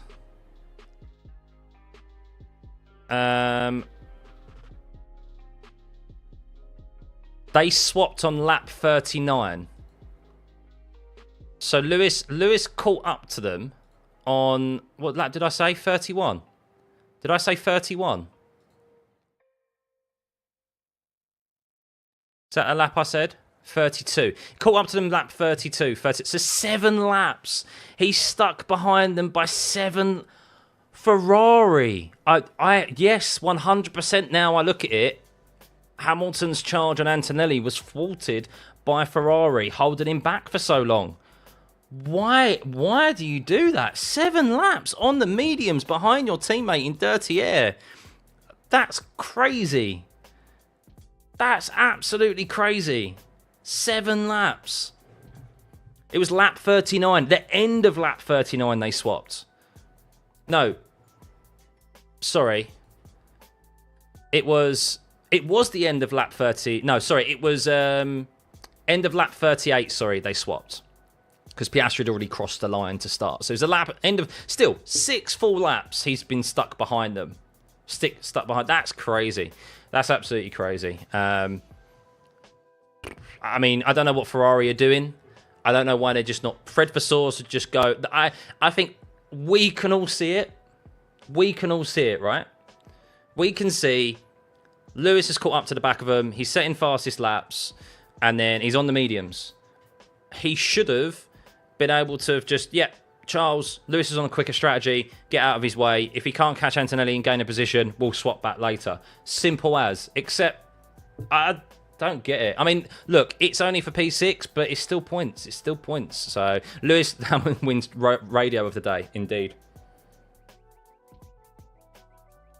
Ferrari should have preempted that without needing drivers to ask. 100%.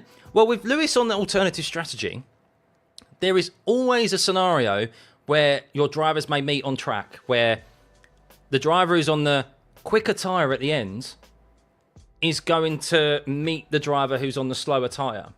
So it doesn't matter which team you are and what driver pairing you have. That is just a logical solution to maximise your race result. Because what is the point of starting... What is the point of splitting your strategy? So it'd be the same as Russell if he would end up still behind Antonelli.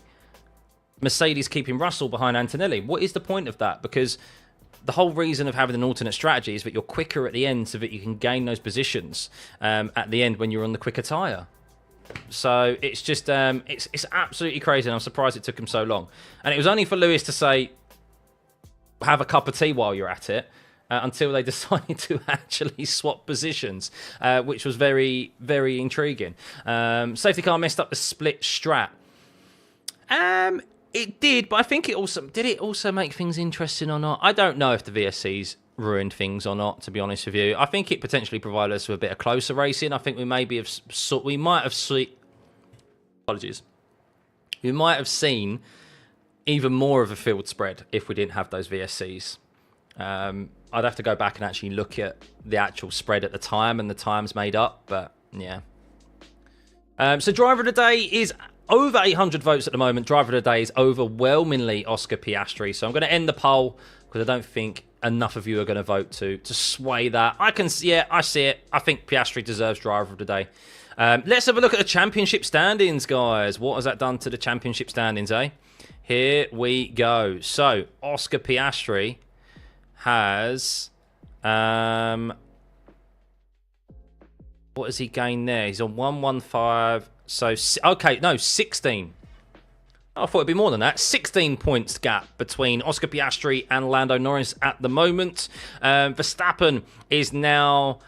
he's lost 6 points to Lando there, so 99 to 131. He's more than a race win behind Oscar Piastri now, is Max Verstappen. My mental maths is not great right now after doing this commentary, so that is 131 take away 99 is... hang on, 131 take away 99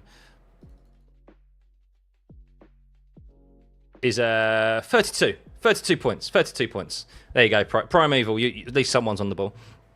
32 points. That's more than a race win. That's more than a race win behind. So, yeah, only 6 races, of course, 6 race weekends into this season. We still have 4 more sprint race weekends on offer as well, where anything can happen. 18 more race weekends ahead of us. It's a very, very long year, but George Russell has gained there on Max Verstappen. But only 3 points, but he's now 6 points back from Verstappen. And remember, there is supposedly a performance clause in Max's contract that if he is not in the top 2 in the driver's standings come the summer break, he is a free agent. He can talk and move to wherever he wants. I don't know if it's there and then, but it's at a certain point. Basically, he will not have a buyout clause in his contract. He'll be able to move free of charge, and especially for someone of Max's caliber, and of course the amount of money he's on as well. He's on like a £55 million a year contract, basic wage apparently.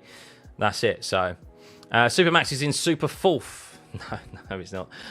Today he was. Charles Leclerc only gains 6 points. He stays where he is. There's no movement actually on the driver's standings. Only increases or decreases of the differences. Sainz is the only driver to move up positions up into P13. Alex Albon gets 10 points and is now 16 points ahead of Esteban Ocon and only 11 points behind Lewis Hamilton in P7 there. But yeah, George Russell is very close to being P3. But Norris now, bearing in mind, as I mentioned previously, Oscar Piastri, after the first race of the year, had a 20-point gap. He now has a 16-point advantage at the top. So, the real question is, how do we go from last race's 8-second gap by Leclerc in third place to a 1-minute gap now? I think it's all rigged. Very different circuits. Very different circuits. The tyres didn't fall off there. The tyres here did have more of a drop off. So yeah, that difference in performance on tyres was evident here, which I wasn't expecting, to be honest with you. So McLaren, 43-point advantage further on now from yesterday. So 246 to 141 there. They have over 100 points, 105-point advantage over Mercedes in P2. So that is some margin for Mercedes to catch up to McLaren. We have seen larger point swings though.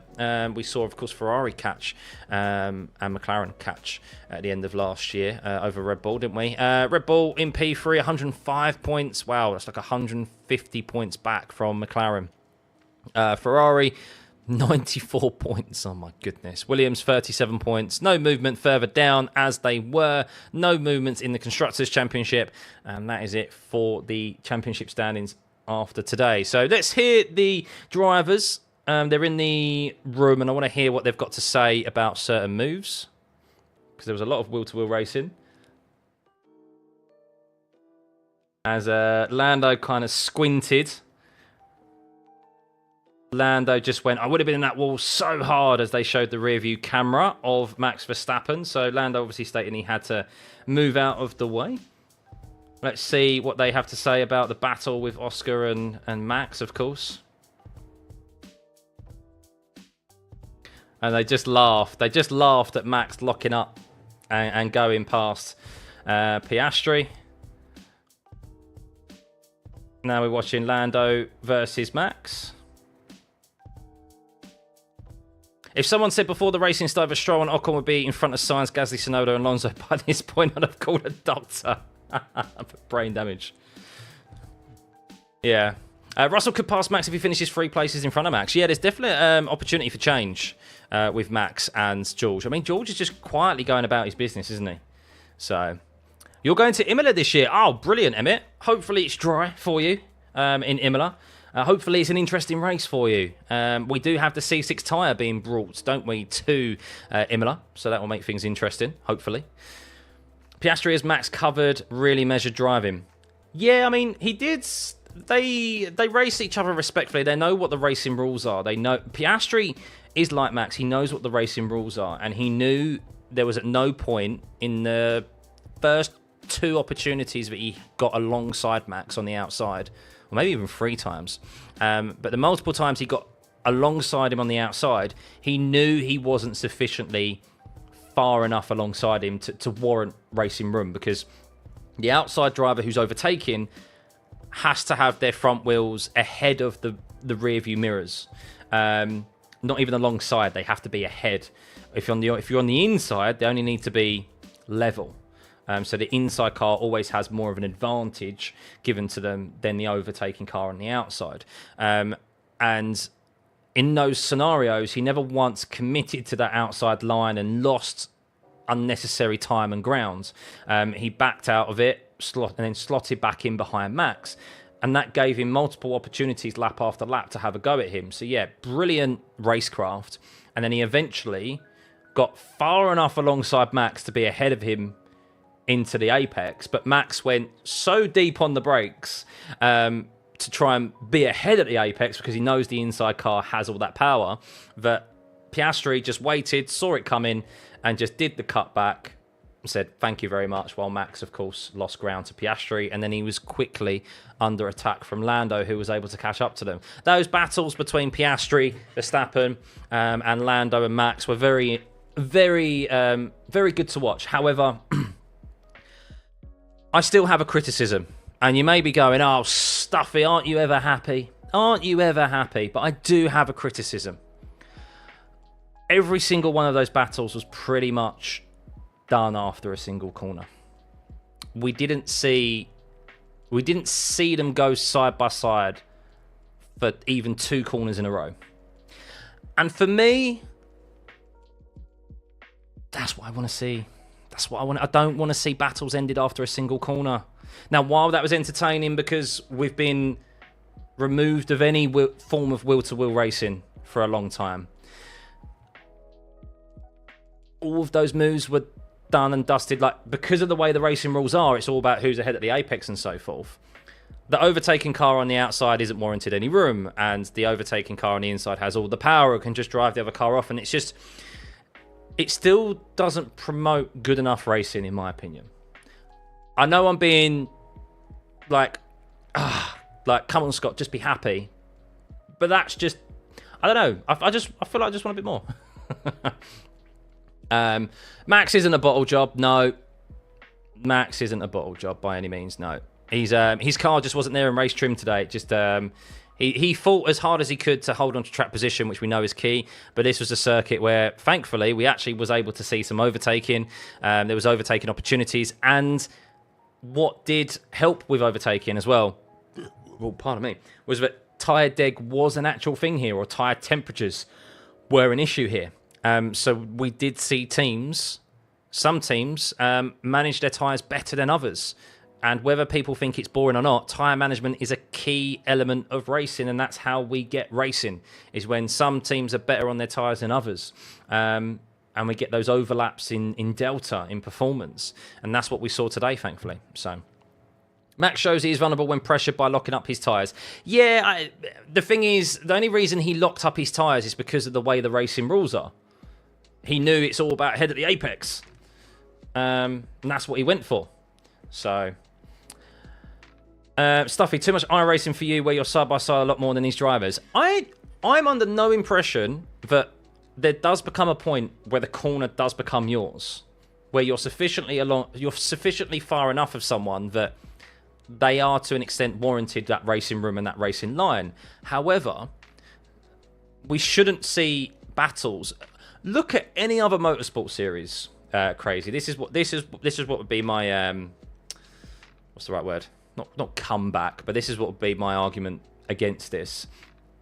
Is that you watch the World Endurance Championship, you watch some GT3 racing. I know these cars, okay, they're a bit slower, but they don't have this rule of being ahead at the apex. They don't. It's only F1 and the junior formulas that are run by the FIA that have this rule in place.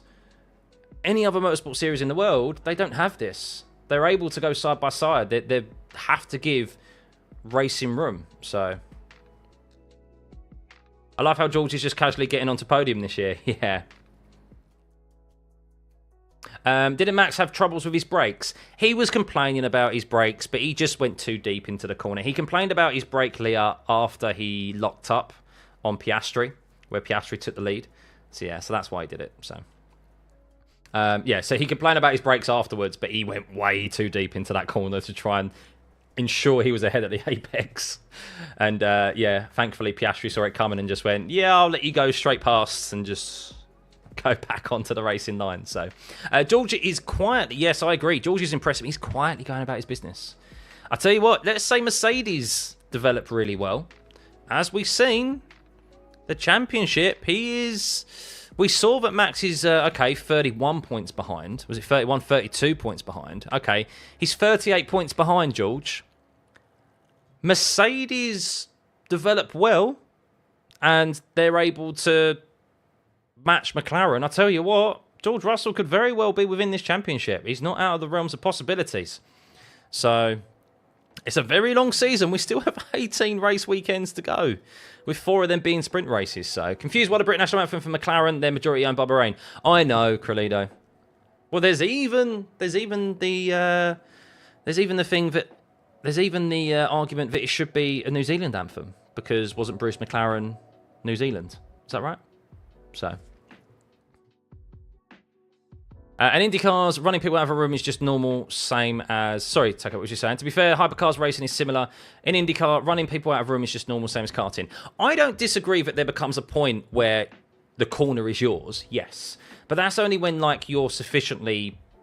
Like, there becomes a point, really, where you've got so much of an overlap that, yes, it's your corner. But you're within the control... Like, the overtake is basically, like, done. I'm under no impression that we're going to see cars going side by side. Like, you always have to leave room, and there's side by side action for like 6-7 corners or a whole lap. That's not how racing works. But I do think the racing rules at the moment lend themselves to overtakes. It's one and done. That's it. A battle is one and done. It's not multiple corners, because they don't have to leave room. The only time they have to leave room is the outside car doing the overtake, and he needs a considerable overlap anyway to even be able to warrant that racing room, which is not promoting racing. That's my argument, really. So it's not promoting. I think the goalposts are too harsh, basically. That's my argument. But I get what the stewards are trying to do. The stewards are trying to make it easier for themselves to... The stewards are trying to make it easier for themselves to draw a literal line of whose corner it is. That's what they're trying to do. But I think it just lends itself to less racing. But at least today we got more... We at least got more moves, didn't we, at the end of the day? So...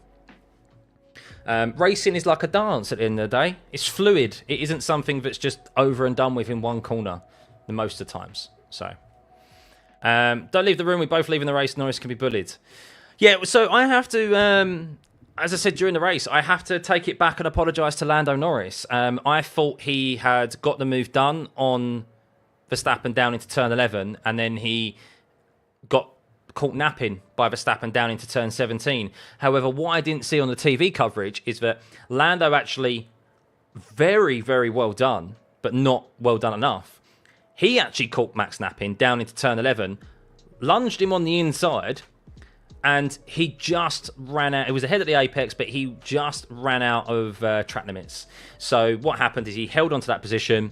He waited until he got to turn 17, which is like literally a couple of corners later, and on the same lap, and he let Verstappen take the position.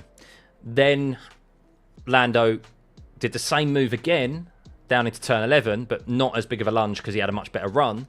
And he kept it within track limits and comfortably defended from Max down into turn 17. I was having a go at Lando, but that's what I didn't know at the time, of course, with the track map and the data that he actually exceeded track limits. So yeah, that's why he got investigated and didn't get a penalty either. Ferrari's delusional about Leclerc. Stop holding back Lewis. Lewis was 2.5 seconds behind Antonelli and crying. Baby Leclerc got back the position and still couldn't pass Antonelli. So, if you're new to F1, drivers are always going to cry on the radio. They're always going to try and put a case forward that they're quicker. Because why wouldn't you? Why wouldn't you? And especially in today's F1 world, where dirty air is so prevalent, clean air is king. They all moan. They all moan. And it is a fact today that Lewis Hamilton, on the quicker tyre, was held behind Charles Leclerc for 6 laps. Unnecessary laps that hurt his tyres, that could have allowed him to catch Antonelli at a much quicker rate of knots than he was doing. And Lewis was still catching Antonelli when he eventually swapped position for Leclerc. But Hamilton, and what I don't understand is that, yes, Charles Leclerc was caught. He kind of caught Antonelli, but he only caught him by 1.8 seconds. He didn't catch him enough, did he? As you rightfully said. So Ferrari just messed that up entirely. They should have just waited till the end and gone, okay, Lewis, like, if you literally can't catch Antonelli, we're going to swap positions on the last lap. Okay, sorted, done. He's on the alternate strategy for a reason, so... Every racing driver in every series on the planet cries on the radio. Just watch some sim racing streams. Oh my goodness. I mean, watch Andy's sim racing stream, guys. Andrew Peddy streams iRacing on Twitch. Go follow him. Because he does more sim racing than I do now these days. He cries all the time. Good crying, though. He's a good content creator. So do I. Just go back and have a look at some of my videos. Isn't it based on where the headquarters are registered, like with the driver's racing license issuers? Oh, in relation to the anthems, probably. Yeah. Looks like F1 looks like a prima donna sport. The drivers barely broke a sweat compared to MotoGP or NASCAR. Lewis with his pettiness and Max with his rage make for some great radio bits. Yeah, I mean, that was sassy Lewis on the radio today. Haven't seen that from him in quite a long time. It's up to the team to manage the situation, but it's Ferrari, so Ferrari just Ferrariing at the end of the day. Right, should we rate this race out of 10, guys? Let's do a out of 10. Rate the Miami GP. So we're going to go... I can only do a few options. Save it for the poll, guys. Save it for the poll. Hang on. 7, 8. Oh, Jesus, what's going on there? 7, 8. 7 and... Yeah, it's 7, 8, isn't it? Yeah. And then... there we go. Crazy, most have some facility in UK where sport based, but there's no one team specific to a country origin. Owners, drivers, truly, yeah. It is, yeah. Yeah, I mean, everyone bases themselves out of the UK primarily because of, like, logistical reasons, isn't it? So I'm sure there's some, like, tax breaks and stuff as well that they get, which is reasons why they're based in the UK. So, what are you guys rating it out of 10? 7 out of 8 out of 10.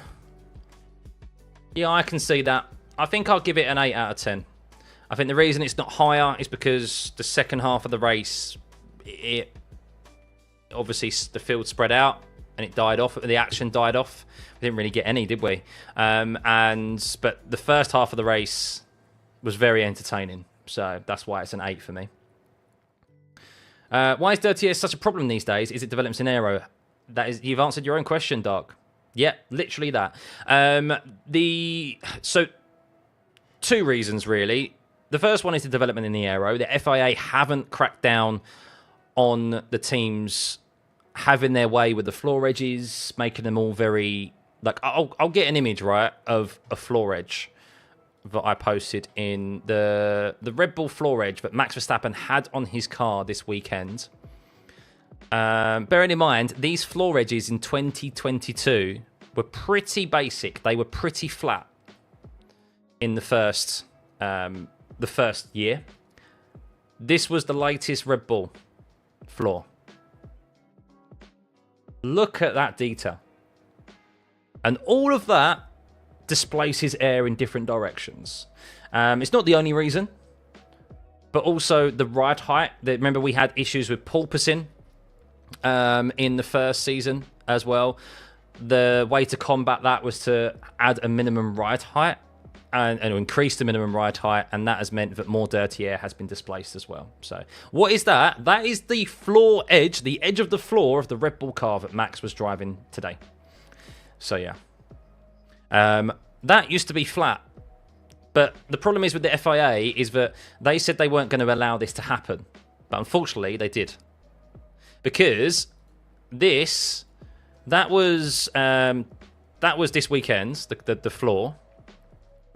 And then this was the W11, where something similar happened in these set of regs. Look at the detail of the aero there. This is what displaces. As this becomes more detailed, more intricate, more complicated, they displace more air, and that's what causes dirty air. So, yeah. And unfortunately, the FIA have allowed the development of the wings as well, flexi wings and wing tips to displace more air off of the cars, which has provided us the fastest F1 cars in history.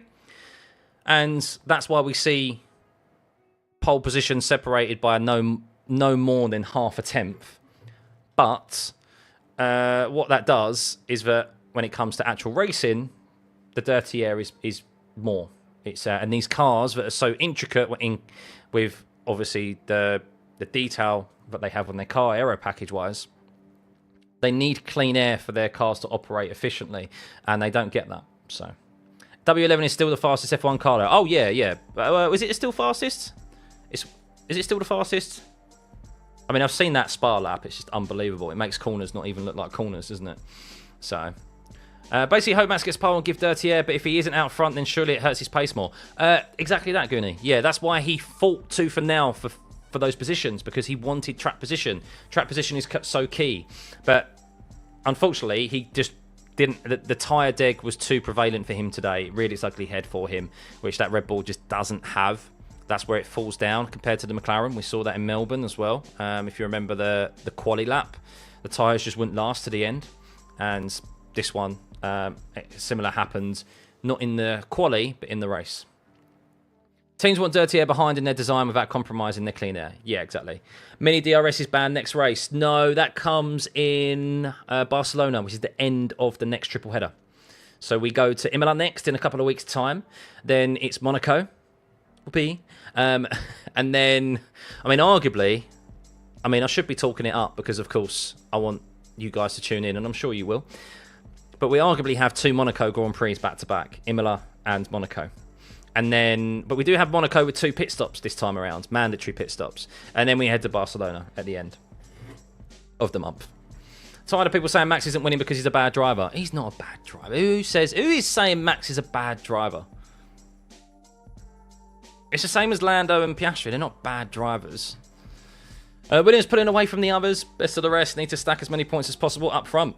No, they're doing very well. Doing very well at the moment. So you guys have rated this track a 7 out of 10. Or this race a 7 out of 10. Oh, 31% of you 5 out of 6. Or 5 to 6 out of 10. Interesting. I think that's a bit harsh, to be honest with you. But everyone's entitled to their opinion. Spain is the rule change for flexi wings.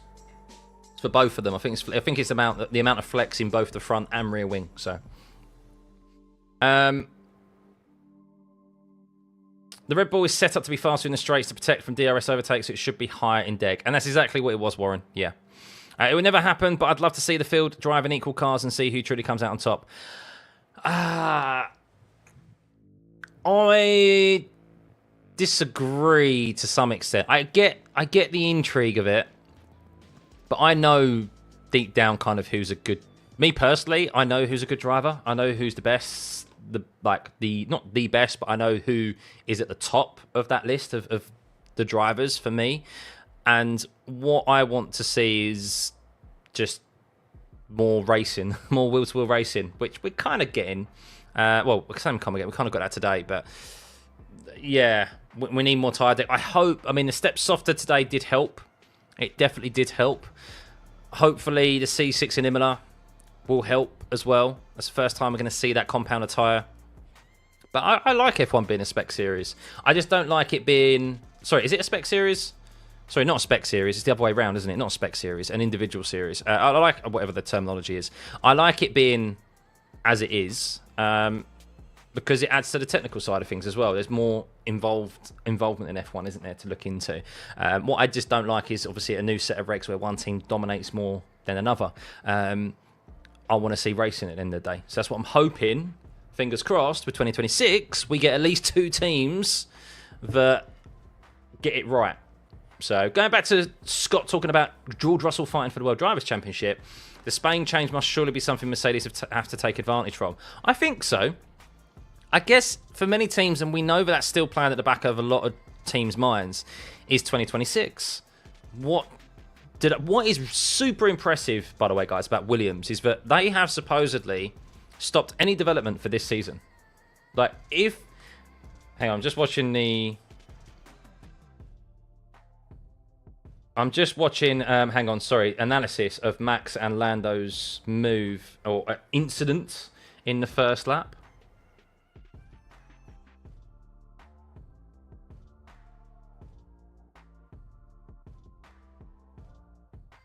Hang on.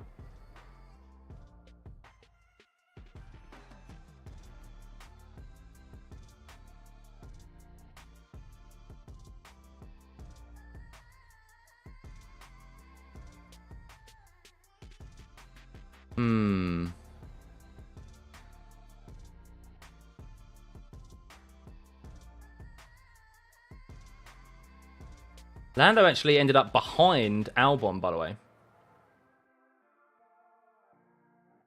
I'm just watching it again. So they're looking at it from Antonelli's perspective. Sorry, guys, if I'm a bit quiet. I'm just trying to watch this incident, or this move, shall we say, but obviously no further investigation. Okay. So what happens?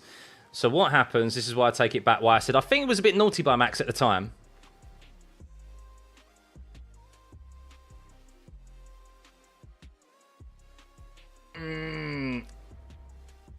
Okay. Well, I think that would be his fault then. That would be his fault. Okay.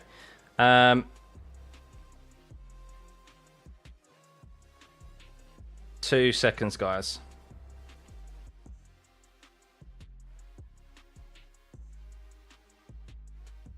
Right.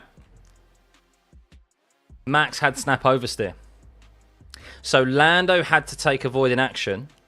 So this is one of those where it is just racing. But it's one of those that if Lando didn't back out of it and if they'd collided, I think Max probably would have received a penalty for him being out of control of his car. Because Max is, obviously they're racing. They're both, he knows he's got Lando on his outside. He's trying to get his foot down and they're trying to race for the same piece of tarmac at the same time, of course, because Max wants to ensure he's ahead at the apex. However, he's got a snap of oversteer because he's close to the curb. I think his left rear might even touch the white line. And because he's down on throttle quickly, he's lost control of the rear. That's why I saw Lando's onboard and I went, oh, that looks naughty from Max, because it was quite a veering off to the right towards Lando's car that looked naughty. And Lando had to take avoiding action, and rightfully so, said he would have been in the wall. And I think Max is very fortunate there that they didn't collide, they didn't crash, because it would have resulted in Lando, potentially both of them crashing. If you remember, Kevin Magnussen and Stroll collided there. Who knows, would have come out on top. But I think if they'd collided and there was contact, I think Max would have been deemed at fault there for that, because he was out of control of his car. So it wasn't about who was ahead at the apex and so forth. Thank you, Matthew, for the £5, by the way. Much appreciated. Thank you for the donations today, guys. Much appreciated. Is the Lewis-Ferrari relationship completely dead in the water? Is it repairable? It seems to be spiraling. It is. Hang on. Oh, I was just trying to get the TV coverage back up. My F1 group chats, the Miss Apex group chat is kicking off right now. And I want to get involved in it, but you guys are priority. You guys are priority. No, I don't think he's dead in the water. No, look, we mentioned at the start of this. We mentioned at the start of this stream there was a really good article that I came across provided by the race, and basically Ferrari at the start of this season raised a lot of eyebrows by changing the concept of their car. Last year of a regulation set, they've changed so many components on their car, most notably moving from a push rod suspension system to a pull rod suspension system. And it's something that I don't believe Ferrari have used for many a year, the pull rod system. And within that suspension system, most teams run what's called an anti-dive system. And what that system does, on a very base knowledge that I have of it, is that when the car is braking, of course the front end wants to pitch into the ground as all the load is put on the front, and vice versa when you lift off the brakes, the rear as well. There's anti-dive and anti-lift system, and those systems are in place to stop that from happening, to try and balance the car out so it doesn't pitch as much at the front under braking and it doesn't lift as much at the back. And some teams have this anti-dive system and this anti-lift system as they have this very aggressively set up, such as McLaren. Red Bull not so as much, and most teams utilize it in some form. Ferrari are barely utilizing it at all, so much so that people didn't even think that they were utilizing it. And what that is providing them is a lot of instability in the slower corners, where they used to be a very good car in the slower corners. And yeah, the way that Lewis likes to drive a car, which is later on the brakes, it's not suiting him. So he's having to try and adapt now. It's making sense as I read this article. It's making sense that why he is struggling in that car and why he's taking longer to adapt to it, whereas Charles is dealing with it a bit better. So, but overall, Charles is really not happy with that car. He looks like a man who's absolutely distraught after every single session in that Ferrari. And Lewis is just trying his best to adapt to a car that just is not good enough. Ferrari ultimately have cocked it up. So you still have faith. I appreciate your faith in them, Dusko. So no, I don't. So to answer your question, no, Matt, I don't think the relationship is splintered. What happened today was frustration from a basic strategy standpoint. It doesn't matter what's going on in your car and how poor it is. If you're on a quicker tire at the end of the race and you're on alternate strategy, you just swap. Simple as. That's like racing. That's F1 strategy 101. That's just strategy 101, basically, in any motorsport series. So yeah, I think it's just a case of this season is a write-off for Ferrari already. It may be a blessing in disguise, but they just fully focus on 2026. And they go again for 2026. It may be a blessing in disguise. So, Lewis should skip the Met Gala tomorrow. Is an embarrassment. No, he shouldn't. It's not Lewis's fault Ferrari won't let him buy Charles Leclerc when he's made up all that time and ground, and it's not his fault Ferrari have made a poor car. And it sounds like I'm making excuses for him, but Charles Leclerc is also struggling as well, and that's a really telltale sign. It is a real telltale sign. That's literally all McLaren worked on this winter, the anti-dive and stuff. Yeah, exactly, and they've found a very, very well-balanced car. Not just that as well, Taco, they've even better. So apparently Red Bull are analysing McLaren's brakes. They're analysing their brakes with thermal imagery because they want to figure out what McLaren are doing with their brakes, because as I've mentioned, it's quite known that they have some sort of housing around the brake duct that allows them to distribute hot air to or from the tire, which is why they're so good on their tires. So yeah, they're trying to figure it out. So Horner's firing up the printer as we speak. You know, Andy, you know. No one can say Lewis Hamilton is just going through the motions. It's been a very long time since he sounded that annoyed dating back to Rosberg. Yeah, exactly. So why wouldn't they change it to suit the drivers? It makes no sense, Alicia. Because it's very difficult to kind of change. It's very difficult with the cost cap era. It's very difficult to change a whole car to suit the driver's preferences. You have to do it in stages, and that's the problem for this season. is that they have to focus on development for next year, which the cost cap, how you diverge or how you disperse your development costs is taken into account. So it's, okay, do we focus on this year, which is the last year of a regulation set? We've still got a very long way to go, but we're quite a large... It's not like Mercedes where you can see potentially the gains and see maybe the opportunity there to try and focus a bit more on this year's development. But they're so far off. It's like, well, do we just put all of our development costs into next season and focus fully on that? So there's that decision that they have to make. Is the printer a HP? Imagine. Probably. Why can't I get the TV coverage back up? No. I want to listen to interviews and see what they've got to say. I want to hear how pissed off Lewis Hamilton is. Where's Max? He's in P3. Finished P4 today. He finished P4. So bear with me, guys. Just trying to get the TV coverage up. I do want you guys... So I do appreciate that I haven't done any driver ratings videos. But what I am doing is that I am still getting you guys to vote. I am still keeping a track of them. I'm keeping a track of my own driver ratings. And what I will do is maybe when there's like the summer break or something, we'll have an update of the summer ratings, really, or the season's ratings. We'll go, okay, this is where everyone's voted. This is the fans' ratings of the drivers at the halfway point of the season. Here's mine, and we'll probably do it that way rather than an individual video. Just for time reasons, because of course time is a luxury. But I am off tomorrow from work, so I will. I'll see if I can go live tomorrow, maybe. Aston Martin is a tractor. It's a tractor all the time. They've given up, haven't they, on this season? They have massively given up on this season, which is a shame for Fernando Alonso. But like many, they're focusing on next year.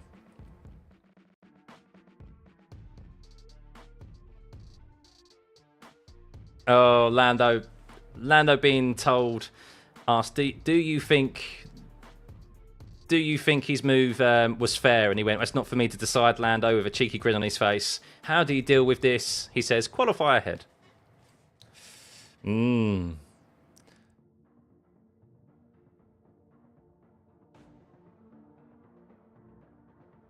Lando being cheeky in his responses.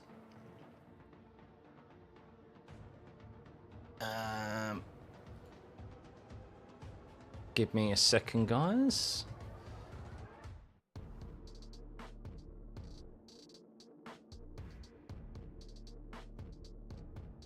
Can I... Lando's being very coy. He's being very coy and kind of cheeky with his responses. In relation to Max Verstappen. It's interesting. Very interesting. Fair words, yeah. Speed traps, predictions. Yeah, I'll show you speed. Well, I'll show you speed traps. Doesn't really matter too much, but I'll show you anyway. Sorry, guys. I'm just trying to get the driver ratings form up and ready for you, so I can share the link. What's it called? This is the Miami GP, isn't it? Yeah, that's it. Miami GP.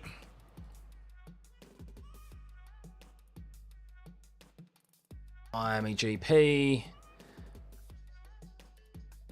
I swear I've just copied that. Did I not just copy that? Oh, for God's sake, what have I done there? How difficult is it just to...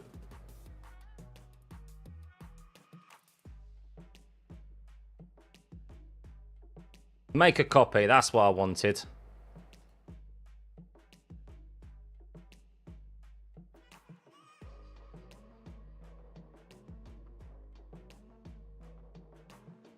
Right, there we go. So, sorry, drivers are not in the right order. Publish...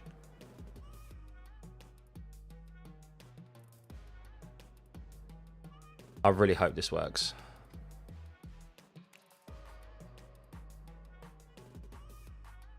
Sorry, I'm doing this right now.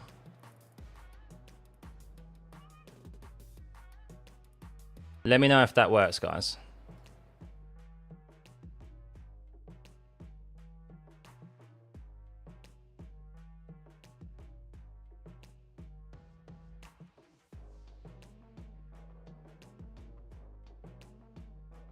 Does that work?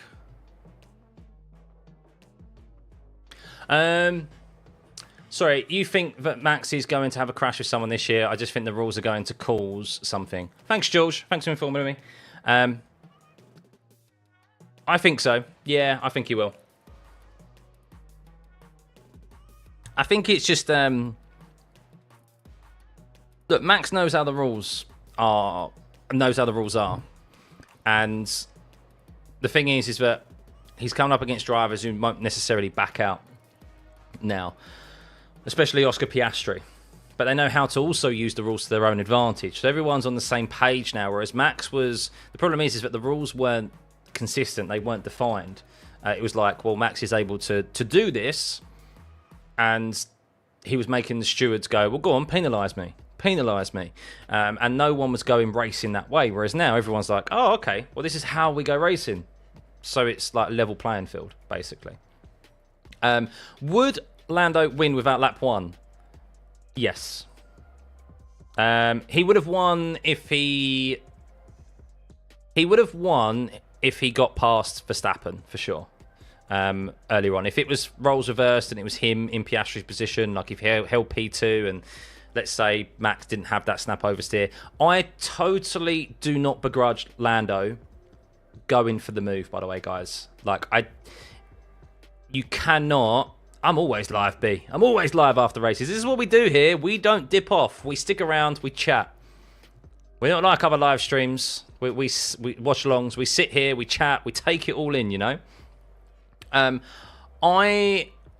If you watch the highlights, guys, and you watch the replays, there's any racing driver, even if you're in iRacing, there is no way you get that drive around the outside like he got, Lando, and you do not go for that move. Like, you just don't. You have to. And it's only because Max has had that snap oversteer that Lando had to back out.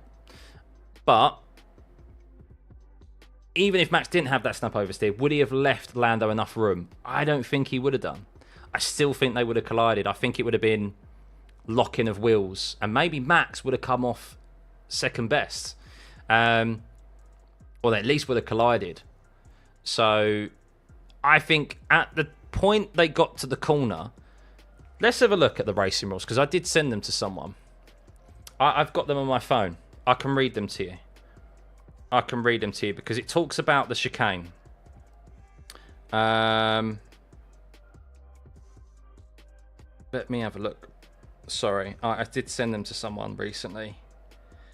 Where are they? So we have... for chicanes and S-bends, we have added the word generally in relation to being given priority on the second turn if you are in front on the first turn, because it is acknowledged that in some probably rare situations, it might be able to execute a fair and safe overtake on the second turn, even if behind on the first. So, hang on. So that means, so first corner element overtaken on the outside has to have its front axle ahead of the front axle of the other car at the apex. So, was Lando ahead? Did he have his front axle ahead of Max's front axle in that first corner? Turn 2. I don't know. I need to have a look back, but that's what I'm just talking about, B. Yeah, I'm just trying. I thought Max was wrong, to be honest, but I don't know if it's enough to penalise. No, the reason it's not enough to penalise is because there's no contact. That's the difference. So because there was no contact and Lando backed out of it, Max has got away with one, really. But Lando also has as well, in a sense, because it could have ended up very poorly for both of them. But if they'd made contact, I definitely think he would have got a penalty for being out of control of his car. Because snap oversteer and crashing into someone or making contact with another car is not a racing incident. That's you being out of control. You applied too much throttle when you shouldn't have done. And yeah, you've hit another car. So. I'm an Aussie, and Oscar is starting to bug you, Alicia, because I'm a Max fan, and Oscar is starting to drive like Max and has the better car. That's how many people have felt about Max for many a year as well. Yeah, they're playing it on the TV coverage now that I'm listening to. And Ferrari, do I need to bang that drum again? I don't think we need to. 6 laps is just way too long for Lewis to be stuck behind Charles on fresher, softer, medium compound tyres. Absolute madness. Charles, of course, isn't going to go, oh, I'm going to let him by, because he's doing his own race. But what I don't understand from Ferraris is 6th and 7th. Like, they were fighting for 6th place. Like, what the hell? So, it's a bit of a shame, as I do think Lando is owed some space. This incident reminds me of Kimi and Piastri a bit, to be honest, but that was worse than Kimi. Well, that's very different. So let me see if I can find a still. I'll see if I can find a still of it. Normally Twitter has it. But as the new racing guidelines states, Max...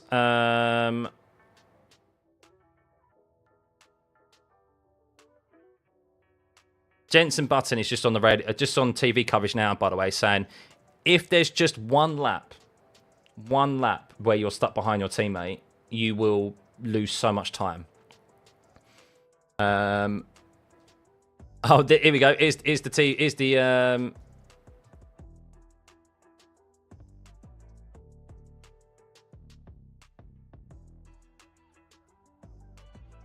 in China, I got out of the way when you were on a different strategy. Have a tea break while you're at it. Come on. And then he said, Science 1.4 behind. You want me to let him past as well? The sass from Lewis. Love it. Absolutely love it. Oh, dear. I'm trying to find the incident with... I'm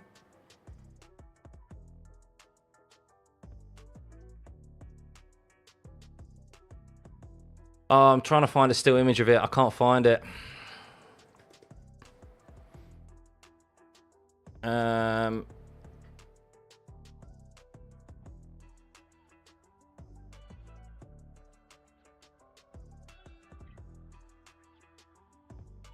Here we go. I'm seeing it. It's TV coverage, but I can't.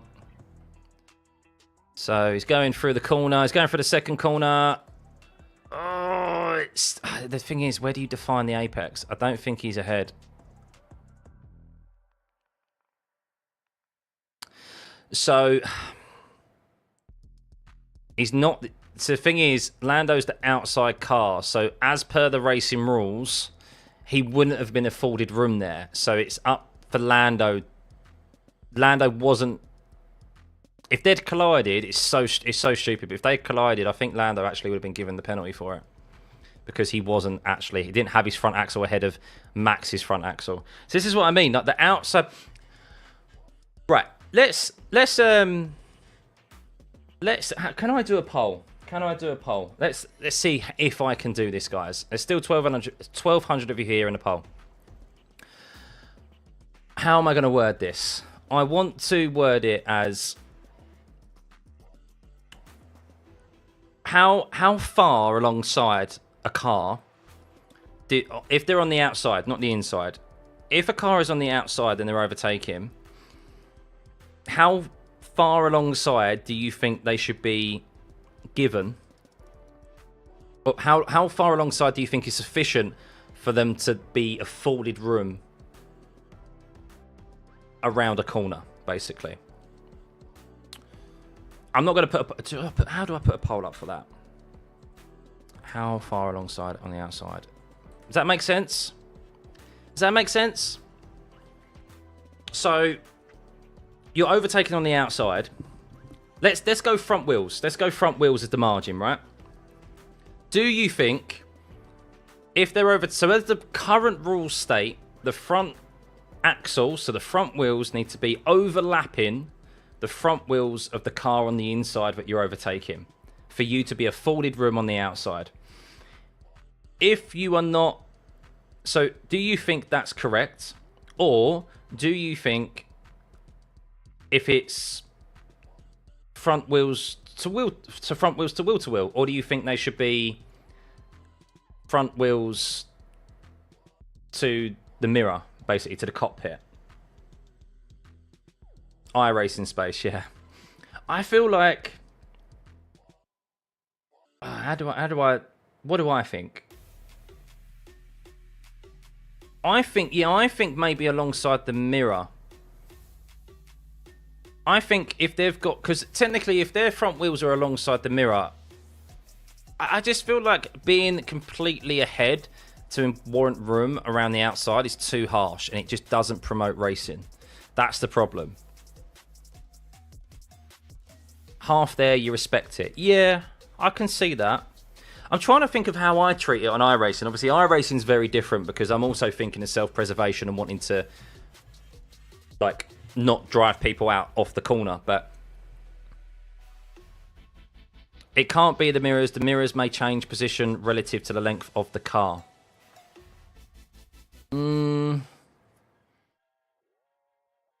But would it? I mean, all cars are the same length, though. I don't. Is that right, Mike? I just think asking the overtaking car on the outside to have their front wheels ahead of the car on the inside, at the apex as well, at the apex of all things, is difficult to. It was unfair, really, for the drivers to do so, because not many of them will have that overlap, especially with how close the performance is of the cars and tyre deltas and so forth. Not many drivers, not many teams are going to have that good of a run to do so. And also, it doesn't promote racing. It just doesn't promote racing. Is there a regulation where the mirrors can be? I think so. Yeah, I think there definitely can be. Yeah, I think the mirrors have to be at a certain point of where the cockpit is, yeah. All these rules are based on being in control of your car, which Max wasn't with that snap. That's very true. That is very true, Warren, actually. You are very true there. Yes, because the only reason he could potentially have been ahead at the apex there is by him being out of control of his car because he got on throttle too early. Well done. Yeah, no, you make total sense there. The simplest rule is all the time you have to leave the space. Yeah, but at what point? I agree. But then if someone is like only got their rear wheels to your rear wheel on the outside, that's not. There comes a point where it's like, dude, come on, that's not your corner. Like, that's you poking a nose in. If you still try and hang it, if you're in iRacing and someone only got their front wing and their front wheels alongside your rear wheels or just to the back of your rear wheels, and then you went into the next corner and they still left their nose in. Sorry, and you then collided and they go, oh, you should have left me room. You would go, you've left your nose in. Like, come on, it's my corner. There was no way you was entitled to room there. I would be mad. Yeah, I would be mad as well, because that's not you being sufficiently alongside, is it? So, I think, if I remember correctly, I always said you need an overlap of your front wheels to their rear wheels to be warranted space. That's what I thought, at least on the inside. I think on the inside, you should be afforded room if you've got your front wheels to, like, the outside car has to leave the inside car room if your front wheels are alongside their rear wheels. Sorry, there's like an overlap there, but not. But you still aren't entitled to forcing another driver off. What I don't like is them then going, oh, well, you were then able to force the driver on the outside off the track completely. That's wrong in my opinion. So you have to be past the front axle so they can see you, and if you're not that far up, you can easily slot in behind. Poking the nose in isn't enough, that a defender cannot just cut you off, as that would break the wing. Yeah, I mean, this... Should it really be this complicated? I don't know. Don't think it should be. With high ticket prices, should FIA have given teams an extra $25 million so they can upgrade this season's cars, plus develop next year's as well? What's my thoughts? In hindsight, probably. Yeah, because the problem is that I say it's competitive now, but how I've said before, we are in danger potentially of this season ending up where we only have McLaren really kind of giving two hoots about it. Because they're the only ones who can win a championship. They're the only ones who, like, care about it. The only good thing is for us as fans is that we have Norris and Piastri who should be able to fight out for the championship. But Red Bull could quite easily throw in the towel for next season. Ferrari probably will. Mercedes probably will at some point. So, yeah. So, yeah, I get it. They're trying to make it easier for themselves. But unfortunately, they're trying to be too literal with these racing rules when it comes to their judgment. But the racing rules don't lend themselves to promoting good racing, as I said earlier on. It's I've already seen a few comments on Twitter just from searching for that incident with Max and Norris. And, like, really, Lando's got enough room. So I'll show you this if I can. I can pause it and I can show you an image of it. And hopefully, no, I'm not going to risk it. But basically, if you look at how far Lando is alongside Max as he's going round that corner into turn 2, he hasn't got his front axle ahead. And while we have stated Max is technically out of control of his car because he's got that snap oversteer, even so, Lando has his front wheels completely in line with Max's front wheels, and Max slightly gets ahead when he gets, obviously, too far on throttle. But that is more than sufficiently alongside, in my opinion, for him to be entitled to room around that S-bend. Max should not be able to just drive straight off. Any driver, not just Max, any driver should not be able to just drive straight over to the racing line and expect Lando or another driver to back out of that situation, because they have had the grip, they've had the foresight to be able to get alongside you there. You shouldn't just be able to go, well, then it's my corner because I was like that much ahead of you. Doesn't work that way, in my personal opinion. So it just needs common sense. You'll be surprised, Taco. You're still young. You're still young. As you get older and you find yourself in the real world, you'll be very surprised how people who are so-called professionals and are at the top of their businesses in their respective industries don't have common sense. Am I right, guys? We probably have... There's over 1,000 of you in this stream right now. There's probably multiple different industries that you guys all work in. How many people have you come across in very high-paid positions who do not have any sense of commons? Like, you look at me and you go, how have you got to where you've got to? You have no common sense whatsoever. And that is the same with F1 at the moment. It is a multi-billion-dollar industry. It is at the peak of technological advancement in motorsport. And yet, the stewarding is... I've said it before. It is probably the most expensive sport in the world, right? It is the only sport in the world where they do not have professional referees. They don't have their own professional refereeing body. They don't have to go through tests and exams and so forth. I know tests and exams are the same thing, but you know what I mean? They don't have to go for a whole procedure up different levels and get badges and so forth to become a professional steward. No. You just have to be a former racing driver and a volunteer. Simple as, and have a connection to the FIA. It is utter madness. I find that more at the mid-level, thankfully. Yeah, I'm not in that higher position either, but Ferrari is shit. Yeah, Ferrari are a shit show. You got the highest mark on your group project design, yet half the group did nothing. Yeah, you learn the hard way, B. You learn the hard way. V8 Supercars, the car's A pillar has to be past the car for overtaking. Maybe the front wheels have to be past the front wing.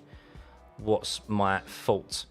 So that's how it currently stands at the moment, Glenn, is that the front wheels have to be ahead of the front.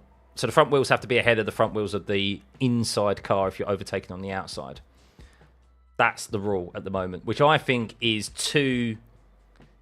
It's too harsh. It's too harsh on the overtaking car on the outside. You're giving all the power to the driver on the inside, where sometimes that isn't the case. You still need to be in control of your car, and you still need to be able to...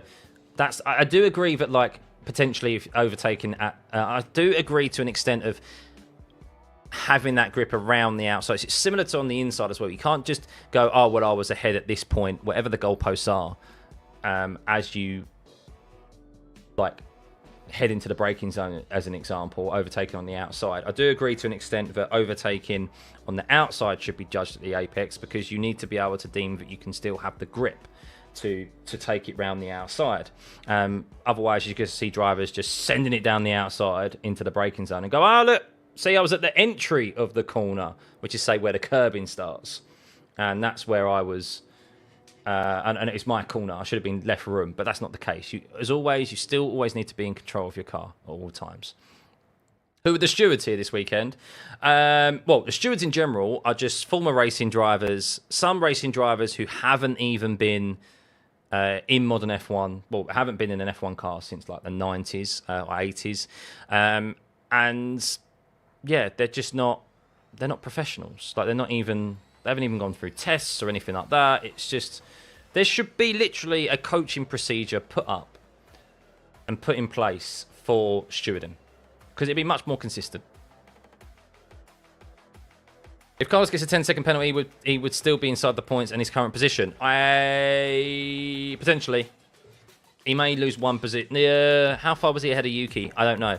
But potentially, yeah. Yeah, because he was that far ahead anyway. But there we go, guys. That is it from me, I think.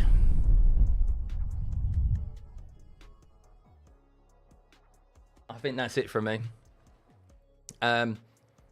What a stream. Again, what a race. It was very interesting at the start, guys. Very interesting at the start. I don't know how long I've been chatting since the race actually ended, but I love these chats afterwards anyway.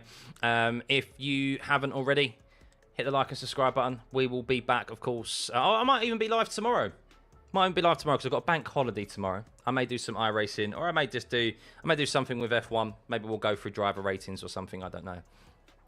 If you want to put your driver ratings in, link is in at the in the pinned message at the top. I gained a lot of subs. I think I did. Yeah. I don't know how many I got at the moment. To be fair, let's have a look. I can let you guys know. So I started the stream. I started the stream with 41644. so 644 basically. I'm just short of 1,000 subs this stream. That's crazy. Mental. Absolutely mental, guys. Thank you very much. So yeah, 644 is what I started the stream with. I think I started the stream with 644. It may have been even... No, actually... I think it was 633. 633 is what I started the stream with. So I'm like 20 away from 1,000 subs this stream, which is absolutely mad. So yeah, big thank you guys as always. We'll be back 13 seconds away, I think. Thank you for the awesome commentary. My pleasure, guys. I'm glad you enjoyed it. And look, it's been a hectic weekend, isn't it, in Miami? At least, while I am being very nitpicky and I am saying I would like racing for more than multiple corners, for more than one corner, we at least got overtaking attempts today, and we at least got overtakes for the win. For the win. I'm only giving it an 8 out of 10 because I think the second half of the race, there wasn't even any action anywhere up and down the on the track. So that's why it drops to an 8 for me. Otherwise, I mean, actually, do I give it a 9? I'm going to give it a 9, actually. I'm promoting it to a 9 because I feel like we've been very devoid of any sort of on-track action, really, in the first 6 races, especially for the race win. And we had, like, multiple chances here today for the race win. And, of course, Piastri got it done. And the McLarens finished 1-2. The first time they've had a 1-2 since China. Of course, Piastri has won his 4th race of this year now. 4th race. He's won China,